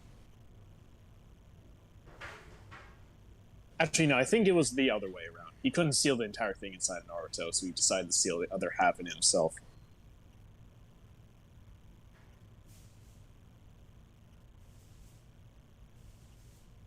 Isn't base Minato able to cut the Eight-Tails tail with a kunai? Yeah, but that's not really telling...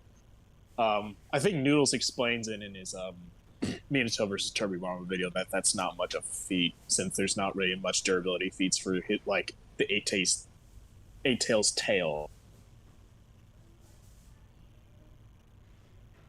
He's speed blitzing and Gamabuta and cutting him into pieces until he bleeds out. I guess Minato is faster, but I don't... No, that seemed like it would take a long time. I guess. You should be able to summon another toad. Man, that just seems like such a cop-out. He would just summon another toad to fight Gamabuta. Sage mode, he didn't even use it to save the village. True! That is true. That is... So first number one, it's not... I think he's on the cap when he's, like... When he says he's not good. I think what he means is that he wasn't good at utilizing it, and that he doesn't have enough chakra to properly utilize perfect Sage mode, which he has. Which I think is consistent, that Minato just does not have a really good reserve of chakra.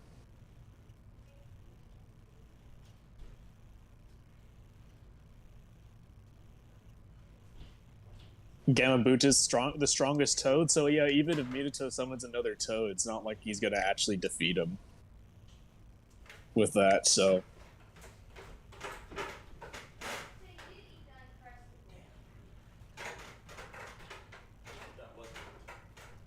Man, Noodles. Wait, Noodles, did you come back? No, he's not back yet. Minato uses the 8-trigram seal for Naruto. Well, I think that's meant to like seal him with it. Pizza in the oven. Oh, okay. You know how it is. Okay. Yeah. I don't know, Noodles. The Gamabuta versus Minato discussion does not look very good for Minato. What'd you say? I'm saying because I was asking the chat while you're gone. Does anyone have any ways for Minato to beat Gamabunta? And it's not looking good. And someone just mentioned that Minato and Gamabunta actually fight in the Road to Ninja movie, and Minato ran away. So I don't know. We might need to look at that fight later just to confirm that. But That's funny. if that's true, that just means that Minato is really just trash. Ran away from Gamabunta. Boy. Okay, hold on. I'm setting my phone to charge so I can see chat. But let's go ahead. I'm not gonna be able to see chat for just a little bit, but we can continue. The video. Also, Dane, if you have the link to that fight, just if you're in Noodles' Discord, just post it there, and I'll try to grab it. All right, bet. You ready to continue? Yeah, we gotta try and get to 45 minutes, so let's speed this shit up. Yeah. To paralyze his foes.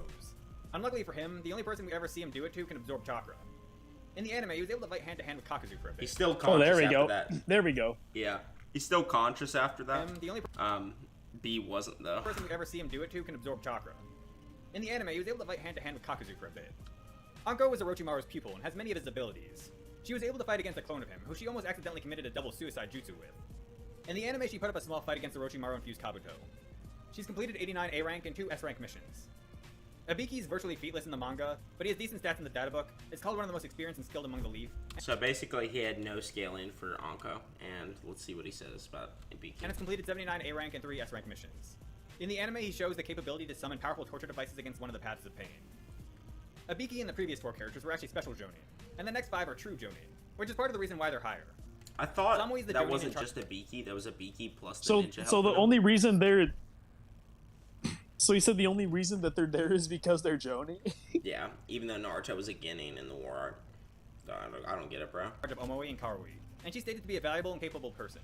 I mean, Gaara was a Genin, but had already went on, like, Chunin missions and shit, and, like, was Chunin level, because, like, this dude couldn't even do shit to fucking Gaara, even as, like, a baby, and he wasn't even a Genin then. Her brother Atsui and her were up at the front with Darui fighting against Kinkaku and Ginkaku, so they're likely respectable in strength. But they were sealed pretty quickly by the Ninja Brothers. She literally got, like, soloed by them in base. Akatsuchi could create golems from his mouth that could block explosions from Datara. In the databook, he stated... Why is he so low? And why is he so low? Power, has unrivaled physical strength. But unrivaled physical strength? Dog. His attack feats are lacking, and the best he's done is destroy a white Zetsu. So while he could easily be higher, I put him here due to a lack of combat feats. I mean, I think he could beat a lot of people on the list from just having that golem eat people. Because, like, how would they get out? Datara's bombs couldn't get out of it. Like, he could just have that golem eat some people, and it would be fucked up. Also, we're back to the inconsistency in his, like, line of reasoning. It's like, oh, he's only this... The reason he's this low and not higher is because of the lack of combat feats. Yeah. What about the numerous other, background characters that you've put so high in the list?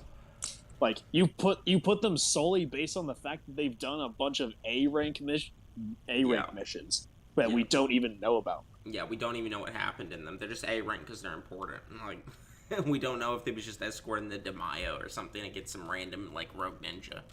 And the best he's done is destroy a white Zetsu. So while he could easily be higher, I put him here due to a lack of combat feats. Baki was the Sand siblings' Jonin instructor, and was able to defeat Hayate pretty quickly. He's completed 106 A rank and 11 S rank missions. His total databook stats are equal with the next 2 Jonin. Shizune has poison needles and can spit poison gas that can kill an opponent with 1 whiff. Kabuto considered her skilled. Kurenai is a Genjutsu master who was able to put Itachi and Kasame under Genjutsu, and then break out of Itachi's Genjutsu after he reversed it. She has completed 138 A rank and 14 S rank missions. She was a newbie Jonin in Part 1, so it makes sense for her to be below the likes of Asuma and Kakashi. Part 2, Shino was able to destroy a Jubi clone, and in the anime he was able to defeat Harune with the help of a Kurama cloaked Naruto clone. Hell yeah. His chakra-devouring beetles are extremely useful and help them decipher Obito's Kamui ability. Part 1, Choji, after eating the green pill, was able to overpower base Jirobo, but afterwards... Why does that shit matter? Why is Choji above KCM Naruto? Overpowered by Curse Mark Stage 1, so he would be right between those forms in the tuning tier. After eating the yellow pill, he surpassed Curse Mark Stage 1 by a wide margin, but got one-shot by Stage 2. So he would either go at the peak of tuning tier or low down in the low Jonin tier. Once ingesting the red pill, his power explodes by 100-fold, and he stomps second state Jirobo. I put him on this spot on the list because nobody below him has the raw power feats to contend with him. Akatsuchi was literally stated to be stronger than him. Like, he just... Okay, dude. Like, you just mentioned why that is- statement. Huh? What is Kiba from Part 2 doing to that Choji? Bro, I don't even know. Like, what does he do against Shino? Shino can just, like, put some bugs on him and he'll die. Like, he'll just absorb his chakra. Kurenai just genjutsus Choji, and that's it. Like, it's done. There's Also, what's the... She just genjutsu Kiba, too. Like, what does Kiba do? She was even able to get Itachi into a genjutsu, so don't tell me that she wouldn't get those two in a genjutsu. Like, I don't know. Yeah. Though Kurenai's genjutsu, Shizune's poison, and Shino's insects all certainly have a chance of taking him out. He would also probably be somewhere around this tier for most of Part 2, until he unlocked his butterfly form without the need to pop pills. Part 2, Kiba with his three-headed wolf technique was able to slice through a large amount of Jubi clones, which is actually extremely impressive considering how Shino and Hinata only dealt with one at a time, and his performance is much closer to the combined might of Ino Shigatcho. However, he barely has any feats in Part 2, and one of his only other feats is just him embarrassing himself by missing Obito and almost knocking himself out. So his attack power and his three-headed wolf form could very well be a tier up, but his overall combat ability is hard to prove, so I kept him in this tier. You just kept him in this tier for no reason. Yeah. Fantastic. Just impeccable scaling right there. Gaara in the Sasuke Retrieval arc was stated to be stronger than he was in the tuning exams, and he proved it by showing he was superior to Curse Mark State 1 Kimimaro. He can cover a forest with the Sand Tsunami and bury his opponents 200 meters under the ground. One-tailed Naruto in Part 1 was completely overpowering 3 Tomoe Sharingan Sasuke, even with Curse Mark State 1, and was almost equal to State 2. State 2 Curse Mark Sasuke is right above him since he won that fight. He has the Heaven Curse Mark, which is the opposite of Kimimaro's Earth Curse Mark, and Kabuto wondered which one of them was stronger. Kabuto is also the guy who said nobody could overcome Kimimaro, and even a sick Kimimaro would have defeated Gaara if he didn't die right then and there. So Sasuke is likely above that version of Gaara. Part 2 Sakura without her mitotic regeneration technique was initially shown to be Sakura's being downplayed already. around the level of base Naruto and weaker than Kakashi during the beginning of Part 2. Having brute strength, it is not quite the description of a young girl desires. For look at his extremely precise control. One must need chakra internally than an instant concentrated all into the fist. As for superhuman strength, it is more important to have courage and the ability to assess the situation. It is a jutsu that combines the qualities of femininity. Where does it state that Kakashi is stronger than her? Mitotic regeneration right then and there. So Sasuke is likely above that version of Gaara. Part 2 Sakura without her mitotic regeneration technique was initially shown to be around the level of base Naruto and weaker than Kakashi during the beginning of Part 2. She literally just shatters a big-ass area that Kakashi starts sweating at. Like, She and Naruto needed to team up on Kakashi and give him fake spoilers just to take the bells from him. that's just because he's better. That's just because he's faster and more technical. Also, like, Kakashi literally states the moment, like, Sakura finds out that he's hiding within the ground, that he needs to avoid her punches at all costs. Like, yeah, like Sakura is definitively stronger than him at this point. I think. like, physically. physically stronger. Yeah. Like, In her fight against Sasori, Granny Chiyo carried her throughout most of that fight. Though by the end of it, she could start to react to Sasori, and Chiyo said she didn't really need her support anymore. But right after that, she got tagged by Sasori's attack and would have been finished by the poison if she didn't have the... Yeah, you mean the giant spike attack that covered the entire battlefield? How the fuck is she supposed to get out of the way of that? Like, yeah, she is relative to Sasori, but of course the area of effect attack she's not going to be able to get around. Okay? She can be relative to Sasori and still get hit by an AoE attack. Antidote. It's possible she reached the tier above, but she was accidentally KO'd by a shockwave from three-tailed Naruto, while Kabuto, who was direct... That's not an anti-feat. that's not an anti-feat. Yeah, that's just three-tailed Naruto, like, fucking flexing. to believe she should be here. Yeah. Summoning in the... She's also just directly stated to have strength equal to Tsunade by Chiyo, like just verbatim. Hi, Jonin. She's also able to cure the poison that none of the Sand Village ninjas could cure. She's able to react to Sasori, so she's relative in speed to him. So she's able to smash that giant boulder that Kakashi and Guy were rigging an elaborate explosive trap to break through because they couldn't break through it naturally. Neji couldn't break through it either. They needed Sakura to just walk up and punch it, and it broke it. Like, Lee was there, Neji was there, Guy was there, Kakashi was there, and none of them could break it except for this explosive trap. And then Sakura just literally runs up and punches it, and it explodes. Here, these characters should all at least have the power to destroy large towns or small cities, and be comfortably in the double-digit Mach range. Fu Yamanaka is stated to be one of the top 2 best in the Foundation. This is so, like, such an arbitrary, like, number. And be comfortably in the double-digit Mach Yeah. range. Double-digit Mach range? Like, based on what? Yes. Fu Yamanaka is stated to be one of the top 2 best in the Foundation, with the databook saying he's the most dexterous of the Foundation. And he fought against Foundation's trash. Obito along with Tarune. As part of the Yamanaka clan, he can take over people's minds, and has a variation of this technique that uses a puppet, in which he used to control Ao's body and almost got him killed. In the anime, as a Why does he have Ao so much more below that guy, but Ao's relative to him or something? kid, he was able I to guess he trapped easily Ao, out-taijutsu so whatever. Torune. I would say these feats and accolades are enough to put him at high Jonin tier. But since he's Why? the sensory type and his jutsu aren't suited for 1v1 combat, he's at the bottom. Torune is also Dude. stated to be one of the two best in the Foundation, but he's deadlier due to his body that houses nano-sized poisonous insects. Obito even sacrificed an arm to capture him. In the anime, he got the better of Shino, and even gave a Chroma Cloak Naruto clone some trouble. Yeah! Yeah, Look, yeah. look, A KCM. look what he But does, he's deadlier due to bro. his body that houses nano-sized poisonous insects. Obito even sacrificed an arm to capture him. In the anime, he got the better of Shino, and even gave a Chroma Cloak Naruto clone some trouble. Yeah, like... Amoe was able to block an attack from Naruto meant for Karui, dodge Sai, and kick away Sakura, so he should be above Sakura at that time. And the war Naruto meant for Karui, dodge Sai, and kick away Sakura, so he should be above Sakura at that time. And the war Just him kicking away base Sakura does not prove that he's above Sakura. She probably didn't even see him. was instrumental in defeating But Sasuke. either way, yeah, it is a good feat. It's a good And speed even got the feat. better of both of them with one move. So I doubt he's more than a tier below them. In the anime, he held his own against one of the 7 ninja swordsmen of the mist, who should also be high Jonin tier. Based on? And he fought against And what does high Jonin tier mean? It means an nothing. insane amount of white Zetsu by himself. That doesn't mean Tamari in the anything. war was stated to be the strongest wind style user in the Shinobi Alliance besides Naruto. And Wind Nature stated to be unrivaled in battle power. So this could arguably scale her even higher.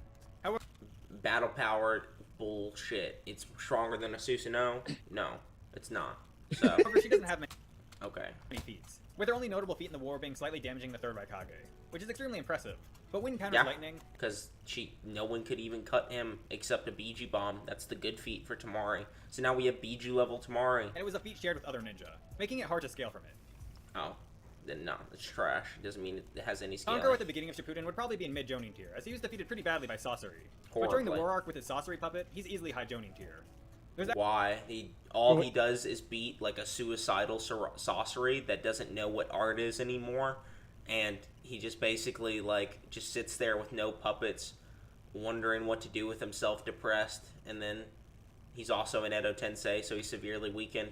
So Sasori just uses his body is like a puppet, and that's all that happens. Yeah, like, what's this Kankuro doing to the Sakura that took on like the actual boulder. Sasori? The boulder, bro. Like, what's he do against that? Like, what happens when, like, Sakura, he just has speed relative to Sasori, so he can she can blitz Kankuro, and she can just one-shot him like she one-shot that boulder. Just punch him in the forehead and he explodes. Like, It's actually an argument that can be made for him being above Sasori, as Kankuro pulls Sasori by his strings and says he's the better player now. And Granny Chiyo says Kankuro's outdone Sasori. yeah. That's Edo Sasori. However, the counter to this is Kankuro's just hyping himself up. He pulled Sasori while he was off guard, and Chiyo was just stating he literally just outdid Sasori due to sealing him along with his team. Not that he outdid him in terms of individual ability. And he was suicidal, So- didn't feel like fighting even. Your power. So you basically just helped like prove to everybody why this is not a feat. Yeah. Like, It's like he so- brings some scaling, then he debunks his own scaling. so yeah, again, why is Kankuro this high? Yeah. What's he do against Kurenai? Even if Kankuro was Gets Genjutsu? Like, actually above Sasori in skill at this point, if Sasori has better puppets, Kankuro still doesn't scale to him. And defeating Sasori using random shinobi he isn't used to using isn't comparable to defeating him while he's using the third Kazekage or his army of 100 puppets. Not to mention, Edo Sasori might not have been on the same level as he was when he was alive. So Though Edo Tobirama confirmed he's close to his original power, so I think most Edos can be scaled to their alive selves. Kankuro didn't even defeat Sasori by himself though, so you really can't even prove that he's above Edo Sasori using Sai's brother Shin as a puppet. He's just around the same level as him. Sai in his first encounter with Naruto called him weak. He did better against him in their sparring match with Yamato, dodged an attack from Orochimaru, blocked a surprise attack from an Anbu. why is Sai this high, man? Hold on, let's see. Or Shin as a puppet. He's just around the same level as him. Sai in his first encounter with Naruto called him weak. He did better against him in their sparring match with Yamato, dodged an attack from Orochimaru, blocked a surprise attack from an Anbu, blocked an attack from Sasuke, has a confirmed kill on a hidden Miss Jonin, and Danzo said he and Naruto were stronger than their peers. So at that point he would probably already at least be around the top of mid Jonin tier. During the war arc, when he got mad, he was able to hold blitz on, and smack hold Sasuke. on. What does freaking Danzo know about Sakura? Nothing. Like literally nothing. Danzo didn't even know that Yugito was a perfect Jinchuriki. Danzo probably didn't even know that like Tsunade was training Sakura, and that Sakura was like bro, even like Kakashi knew that Sakura was training with Tsunade, but had no idea what kind of training she was going through until he actually fought her. Yep. Like, so what does Danzo freaking know about Sakura that says, oh yeah, he's definitely stronger than freaking Sakura? Yeah, nothing. Sai does nothing. Around the top of mid Jonin tier. During the war arc, when he got mad, he was able to blitz and smack Sasori and Datara at the same time. His drawing power is extremely diverse as well, allowing him aerial superiority and long-range attacks that are strong enough to blow off the arm of the high Jonin level character Gari. Part 2, Neji was able to break out of 30% Kasame's water character and defeat 3 of his water clones, saving Lee and Tenten. During the war, he seemed comparable to Hiyashi Hyuga, and together they repelled an arm from the Ten Tails, which impressed Naruto and the other ninja. Hiyashi even blocked one of the arms by himself with an air palm. Their rotation can block the wooden spikes from the Ten Tails, as long as they're not too concentrated, as that would lead to piercing results. His Zashi Hyuga was actually physically stronger than his brother, but their total stats were equal in Data Book 1. And Hiyashi's was slightly higher in Data Book 2. Pause. So Hiyashi by the war arc should have... Oh my god. Just looking at the rest of this tier, bro, like, just realizing it. Like, look at where he has freaking Haku. Horrible. What does Zabuza do against Kurenai? Maybe Demon missed Zabuza if he's including him, but we'll see. Wait, why is Asuma so high? Maybe because he fought Hidan? I guess, but he needs to put some fucking respect on Chiyo, though, man. That's a trash placement. She dodged Casey and Naruto. What is anybody besides maybe like what are the rest of the characters above Kaku right now gonna do when he puts them into an ice mirror?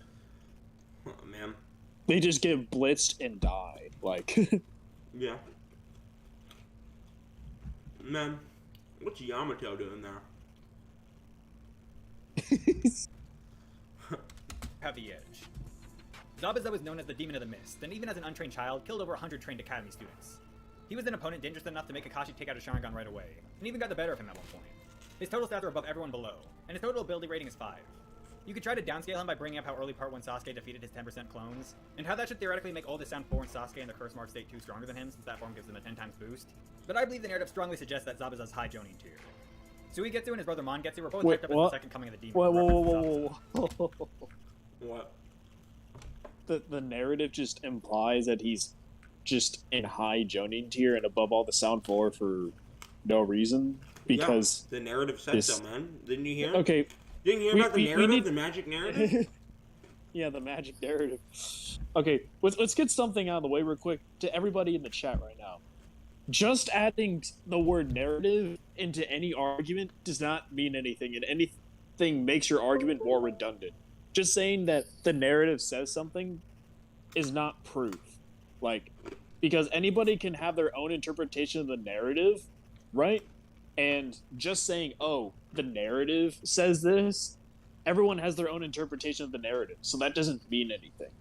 So can we just talk about what actually happens in the manga instead of trying to act like there's this ultimate narrative that, like, it's, like, the correct one, and that all others are like, get trumped by this one narrative? Yeah. But supposedly saying the narrative to anything is just like, yeah, the narrative implies this. Well, the narrative is the story, right? So, what in the story implies this? If you can't answer with a statement from the narrative or a feat or some kind of implication from the narrative, from the story, then the narrative didn't say it. So, you can't just say the narrative implies this. What in the narrative implied it? Sasuke in the Curse Mark State 2 stronger than him, since that form gives them a 10 times boost. But I believe the narrative strongly suggests that Zabuza's high Jonin tier. Suigetsu and his brother Mangetsu were both hyped up as the second coming of the demon in reference to Zabuza, and Suigetsu had to buff up his arm to even wield the Executioner Blade that Zabuza handled with ease. When he comes back in the Wars of Edo, while stated to not be at full power, Zabuza was still able to clash with Kakashi, and was one of the deadliest characters on the battlefield due to his hit and miss jutsu and silent killing technique. He got blitzed by Kakashi horribly like 3 times. The other 7 ninja swordsmen of the mist should all be in this tier as well. Haku is one of the weirdest characters to place because he has 2 very alternate ways to scale him. On one hand, Sasuke with his Sharingan starts to be able to keep up with him. Zabuza admitted Sasuke could be Haku's equal. He got stomped by Kurama Chakra Naruto. His data book stats are low, and his total ability score is only 4. Looking at all these together, Haku would fall somewhere in the tuning tier. Dude, you literally explained earlier why why Sasuke's feat might not even be that relevant, because it was later stated that Haku was severely holding back against both Naruto and Sasuke. What proves that Zabuza even knows the full extent of either Sasuke or Haku's capabilities? There is nothing. To keep up with him, Zabuza admitted Sasuke could be Haku's equal. And he was holding back. He got stopped by Kurama Chakra Naruto. His data book stats are low, and his total ability score is only 4. Looking at all these together, Stats don't matter. Haku would fall somewhere in the Chunin tier. However, on the other end of the Wow. spectrum, Zabuza says Haku's more skilled than himself, and Kakashi can't beat him. Kakashi No shit. himself implies Haku may be stronger than him. So it's not just Zabuza hyping him up. Haku's able to intercept Kakashi's lightning blade on 2 separate occasions even though he's further away. He blocks an attack from High Jonin tier Sai, that damaged another High Jonin level character Gari, then proceeded to blitz past Sai and destroy his Inkbird. He killed a bunch of ninja who were likely all at least Chunin level, clashed with Warwick Lee, blocked a kick from him and Guy, and it was stated Kabuto likely only revives strong ninja. So it would make no sense for him to revive a Chunin level fighter. What about him Wait. murder blitzing Kakashi? Yeah, I was about to say, like, you just completely blitzed over his, like, best feat in the war arc, which was blitzing war arc Kakashi, Yeah. which is the reason why he should be way, way higher. And just as you noted earlier, Edo variations are weaker than their alive versions. So why is Haku, again, still so low? Doesn't make any sense. And it was stated Kabuto likely only revives strong ninja. So it would make no sense for him to revive a Chunin level fighter. The low-end feats can be explained away by being stated Haku was holding back and never wanted to kill Naruto or Sasuke. And how it was Okay, explained thank his you. mirror jutsu takes up a lot of chakra, with Sasuke confirming Thank he's you. getting weaker. That statement Good. came before any of his anti-feats, so the anti-feats would only apply to a weakened Haku. It's also worth mentioning he's stated to be Good. able to move at light speed between his ice mirrors, which would explain how There he could you blitz go. in front of Kakashi's Chidori, even though he only noticed it after Kakashi started moving, and had to travel at least dozens of times further. And keep in mind, a younger version of Kakashi was able to cut a lightning bolt with that attack. Haku's also able to make hand signs with just one hand, something Kakashi's never even seen before. And he's highly intelligent and can come up with counters to moves after seeing them only once. The other Kika Genkai users, Gari the Explosion style user, Pakura the Scorch style user, and Toroi the Magnet style user, are all likely in this tier as well. Jugo is the originator of the curse. Featless Bro, this characters. Dude, hold on. The other Kika Genkai users, Gari the Explosion style user, Pakura the Scorch style user, and Toroi the Magnet This style dude? user, are all likely in this tier. Bro, KCM Naruto comes to the battlefield. Like, this dude pulls up, right? These 2 random ninja look at him. They're, like, scared because he's a magnet style user, right?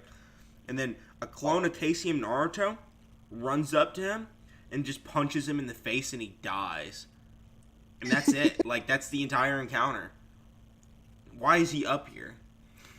So yeah, all featless characters. Well, Yeah. Jugo is the originator of the Curse Mark power and considered all the other Curse Mark users besides Kimimaro inferior to him. He was strong enough to clash with Suigetsu, force Sasuke to use his Curse Mark State 2 to block him, and managed to react to and survive a strike from the 4th Raikage. Kimimaro is right above him because he was directly stated to be able to stop him, and he was able to do it without harming him, which is even more impressive. Jugo also implied Heavy Sasuke may have been comparable to Kimimaro, and Kabuto stated if he had not been His sick, third the assassination genjutsu. of Hiruzen would have gone smoothly.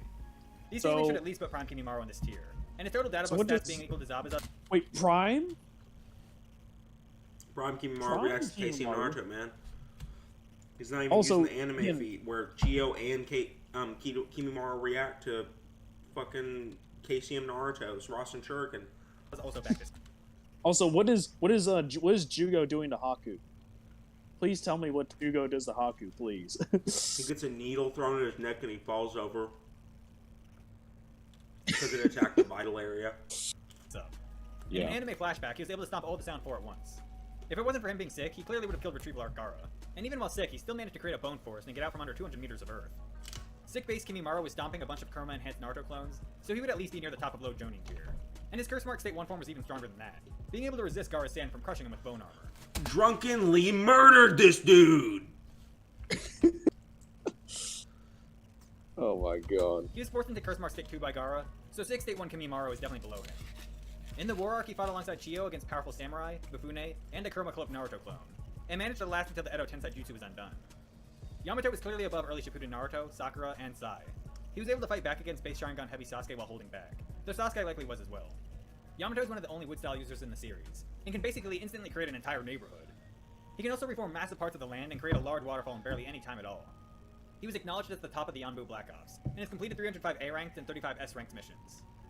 Granny Chio, with the aid of Sakura, gave Sasori a real run for his money, and she was basically carrying Sakura the entire fight, quite literally as she used her as a puppet for a good amount of time, and had to protect her multiple times. She can wield 10 powerful puppets at once, which she used to solo a fortress in the past. She has the highest total databook stat so far, and Conqueror was unable to defeat her in the war when she was in Edo. Asuma was able to insta-stomp 9 ninjas stated to be at least tuning level, block a strike and land a hit on Kisame, hold his own against Hidan, and fight the combined might of Ino Shikacho while summoned back as an Edo. The databooks have his total stats higher than anyone's in this tier, saying none are more skilled in close combat, and that he boasts an immense power. He's completed 178 A rank and 20 S rank missions. Asuma is a member of the Guardian Shinobi 12 along with Chiriku, who had a bounty of 30 million, and was able to give Hidan and Kakuzu a tough fight in the anime. Asuma's bounty was 5 million higher, so he would likely be above That monk was so OP, bro. Million, and was able to give Hidan and Kakuzu a tough fight in the anime. And then Kakuzu just eats it all and then kills him anyway. Yeah. Also, man, I'm just gonna point this out again. It's just still like, this isn't One Piece where bounties are almost considered like a way of like scale power levels. Like, it's because like I've been watching One Piece recently, and they almost kind of use higher bounties as a way of measuring someone's power in a way. They more so elaborate that the bounties are more so a way of basically the Navy and like the Marines to like tell each other like how much of a threat they are to the nation, right? Yeah. But that's almost never a thing in Naruto. So I don't even know if the fact that Asuma just having a 5 million more thing of than Shogo doesn't even mean anything. But well, he does make a statement that suggested he's like, there's a reason my bounty is 5,000 Ryu more than him or some shit like that. But either way, I mean, it doesn't scale anywhere at all. So yeah, his bounty was 5 million higher, so he would likely be above him. Hidan was able to defeat Asuma in a fair fight, and Asuma only managed to cut his head off due to Shikamaru's interference. Luckily for Hidan, he's immortal, and when he got his head put back on, he ended up beating Asuma again, so he has to go in front of him. He was able to keep up with him and clash with Kakashi, who was confirmed stronger than Asuma.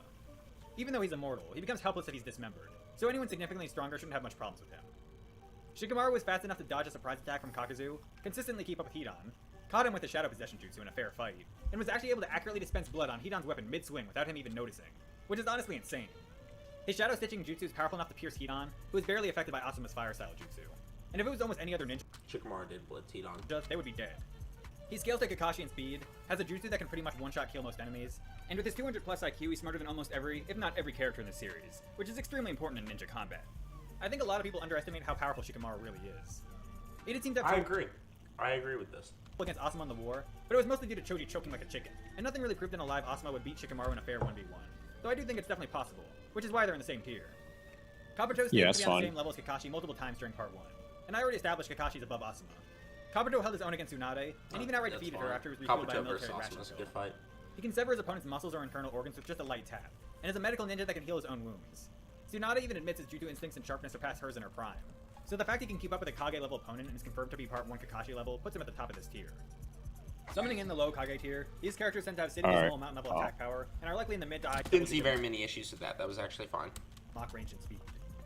Tenten with the 6 paths weapons was able to destroy Edo Kakuzu's hearts, but she was quickly drained of her chakra, so she said. Yeah, that was with the Sage of 6 paths weapon though. At the bottom it was also a random heart that he pulled from a random ninja. Okay, make sure we keep it on pause, just so we can get a look at this entire tier real quick. Okay. The Sage 6 paths weapon, beating Kabuto. I mean, yeah. Three Tails Naruto, fine. Suigetsu, yeah. Don, Don did blitz Madara, but like, I don't know what he'd be doing down here if we're using that feat. We'll have to see what he says about Don. Is that 5th gate Lee or 6th gate Lee? That looks like 6th gate because it's green. Okay. But he might just be including Lee as like War Arc Lee as a whole, since he's been doing that with a lot of characters. He's mad downplaying Kitsuchi, bro. Mad downplaying. That is Kitsuchi. Oh my god. Darui too. Suigetsu should be up here with Darui. That should just be how that goes. Kurosutri is not below fucking Chojuro. Who the fuck told you that? Oh my gosh. Rasa being below Conan? Why? I mean, Conan's above Kitsuchi!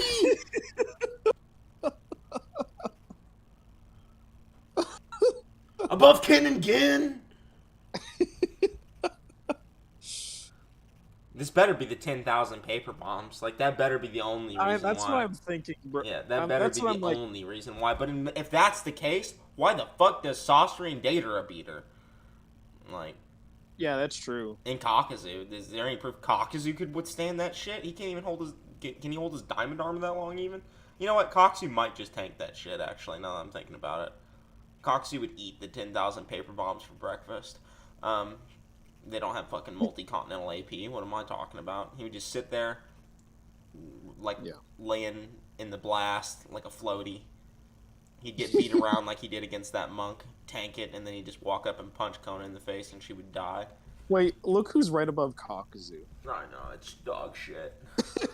Fucking Man. Beast Sasuke. I'm so curious why Ross is so low. He's relative to Gaara, bro. For this tier, she's only able to fight at this level for a very short duration. Three-tailed Naruto was able to stomp Kabuto just by flexing his chakra, so he has to go a tier above. He was able to rip off one of Orochimaru's arms, but Orochimaru wasn't even impressed, and thought he wasn't even in the same league as Sasuke, which is why he's near the bottom of this tier. Suigetsu's combat prowess is really more like high Jonin tier, but his liquefiable body makes him almost unkillable. That's a good statement. Suigetsu's power wasn't even impressed, and thought he wasn't even in the same... I think he's just trying to get Naruto pissed.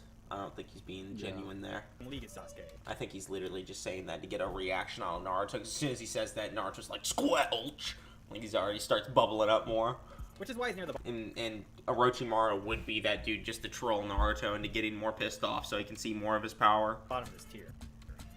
Suigetsu's combat prowess is really more like high Jonin tier, but his liquefiable body makes him almost unkillable, to the point even a direct hit from an 8-tailed beast bomb didn't kill him. He even managed to quickly knock out Jugo by using his own body to drown. What's up?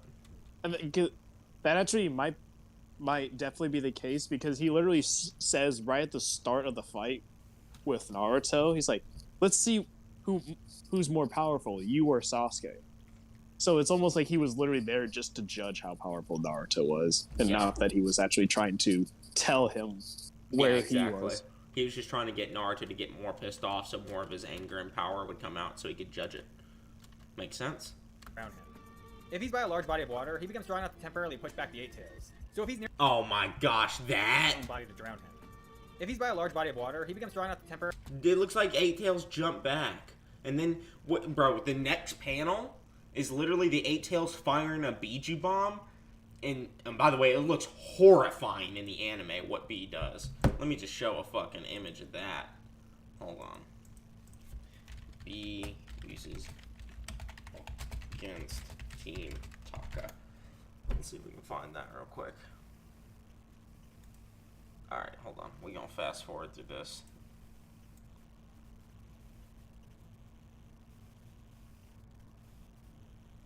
Alright, yeah, watch this little clip real fast. Yo, I'm not letting you get away with that this late in the It's game. so bad. Yo. So he gets it, like, gets up, he fires a Biju bomb.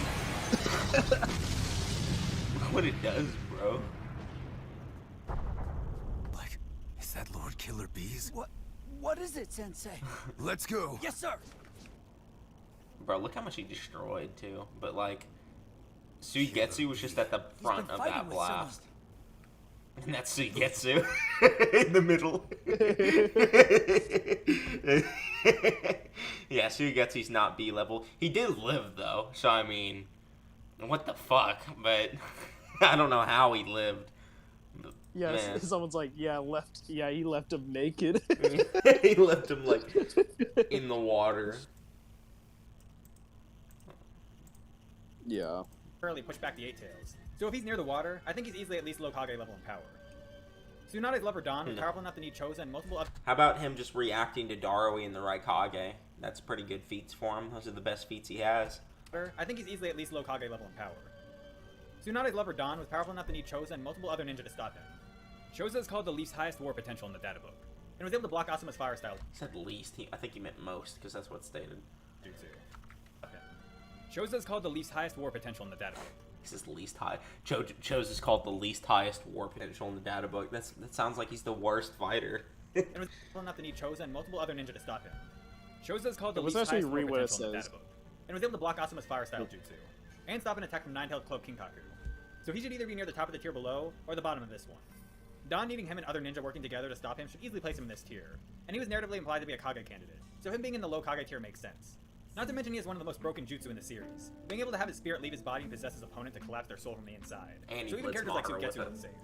It's completely resistant to physical attacks, so it's literally untouchable, and it has a long range to boot. He uses this jutsu to save Tsunade from Madara, so you can argue he scales to Madara's speed as well. He does. He's this low since we don't see much from him in head-to-head combat, so it's hard to say how he'd fare against strong opponents up close.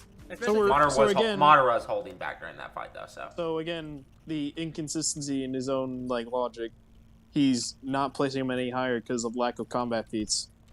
Strange. Body's likely vulnerable if his soul leaves it. Part 2 lean base is clearly far below Kisame, and should be lower than Neji as well since he needed saving by him, so he'd probably only be mid to maybe high Jonin tier at that time. In the war, he could access up to the 6th gate, and managed to save Guy from 6 Paz Madara's truth-seeking orbs, and even threw a kunai faster than one. In Naruto the Last, he was able to destroy half a meteor alongside other ninja, which is impressive, but since it's a share feat, it makes it impossible to quantify how much of that destruction was actually from Lee. When amped by Kurama, Lee was able to blitz and kick Madara in half. Since he was unquantifiably more than 3 times stronger due to the amp, it's hard to apply this feat to him normally, but everyone should have been equally amped, and Lee with the help of Guy was the first one there along with Naruto's Rasen Shuriken, so Lee should definitely be one of the fastest characters in the war. I think Lee could possibly be higher than this, and maybe even in the tier above, but without any real combat feats or proof of attack power, it's hard to justify him higher. Yeah. Oh, so more. He knows about this, bro. Yeah. Oh, yeah. He knows about the Naruto combo, which was his strong point in the past. According to the infinite number of his Kagebushins, Barrage boasts a power that equals even Lee's, who has a good command of the 8 gates.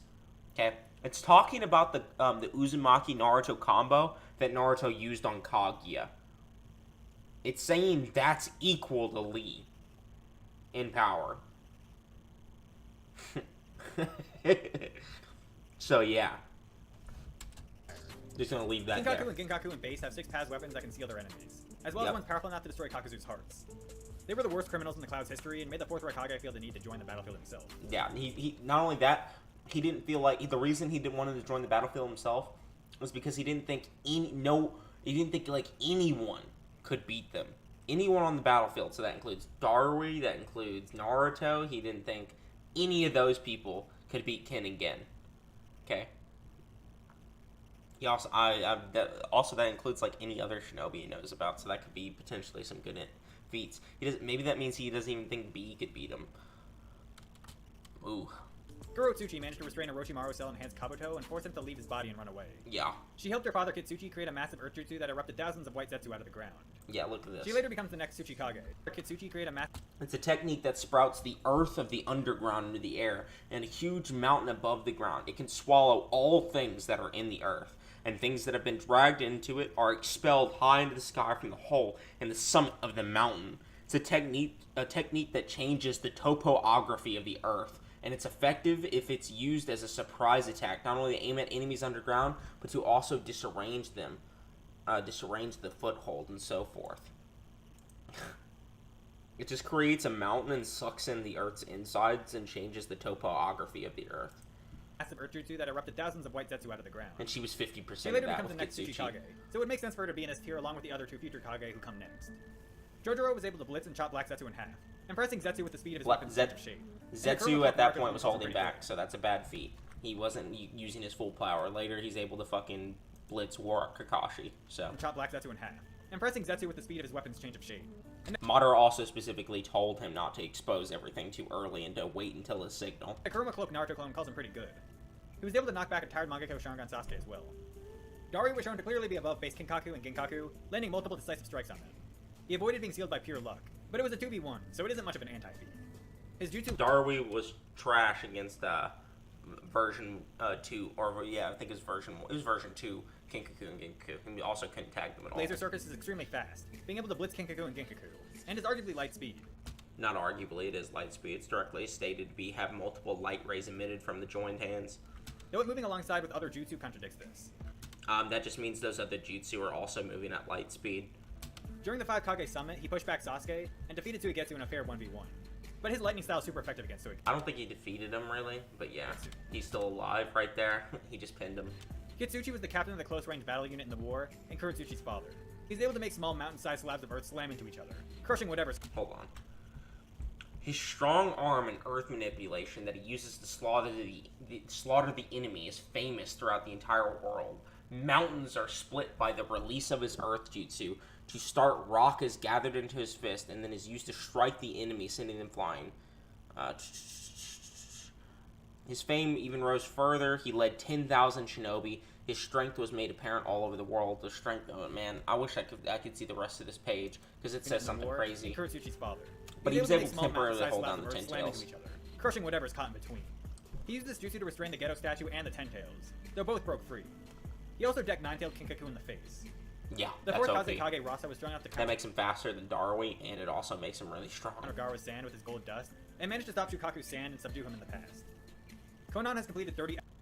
I don't see why why Rasa, like, stalemating Gaara is equal to Kitsuchi pinning down the Ten Tails temporarily. Makes no sense. S-ranked missions, and managed to take off Obito's... Darui didn't slam them. He only beat the base versions of them. Once they went into their Nine-Tails chakra, he started losing. ...arm with a suicide attempt. So while that's impressive, Obito said he underestimated her, and I don't really like to scale characters to their suicide attacks since they also die in the process. In the story mode of the Naruto Storm Revolution game, she managed to beat Sasori using the third Kazekage puppet, which should scale her above the third... Why we're using video games? You there, Surfbone? Yeah. Why are we using video games, man? Yeah, I have no freaking ideas. It's 45 minutes. Let's just get through Conan, and this will be the last character we do for the rest of the stream, man. So. Okay, yeah. Third Kazekage, and thus Rasa. But I wouldn't truly scale her above Sasori, as that wasn't his strongest puppet. With prep time, she can actually be far higher than this, as she can create an ocean of 600 billion paper bombs, which forced Obito to use Izanagi. In the anime, she managed...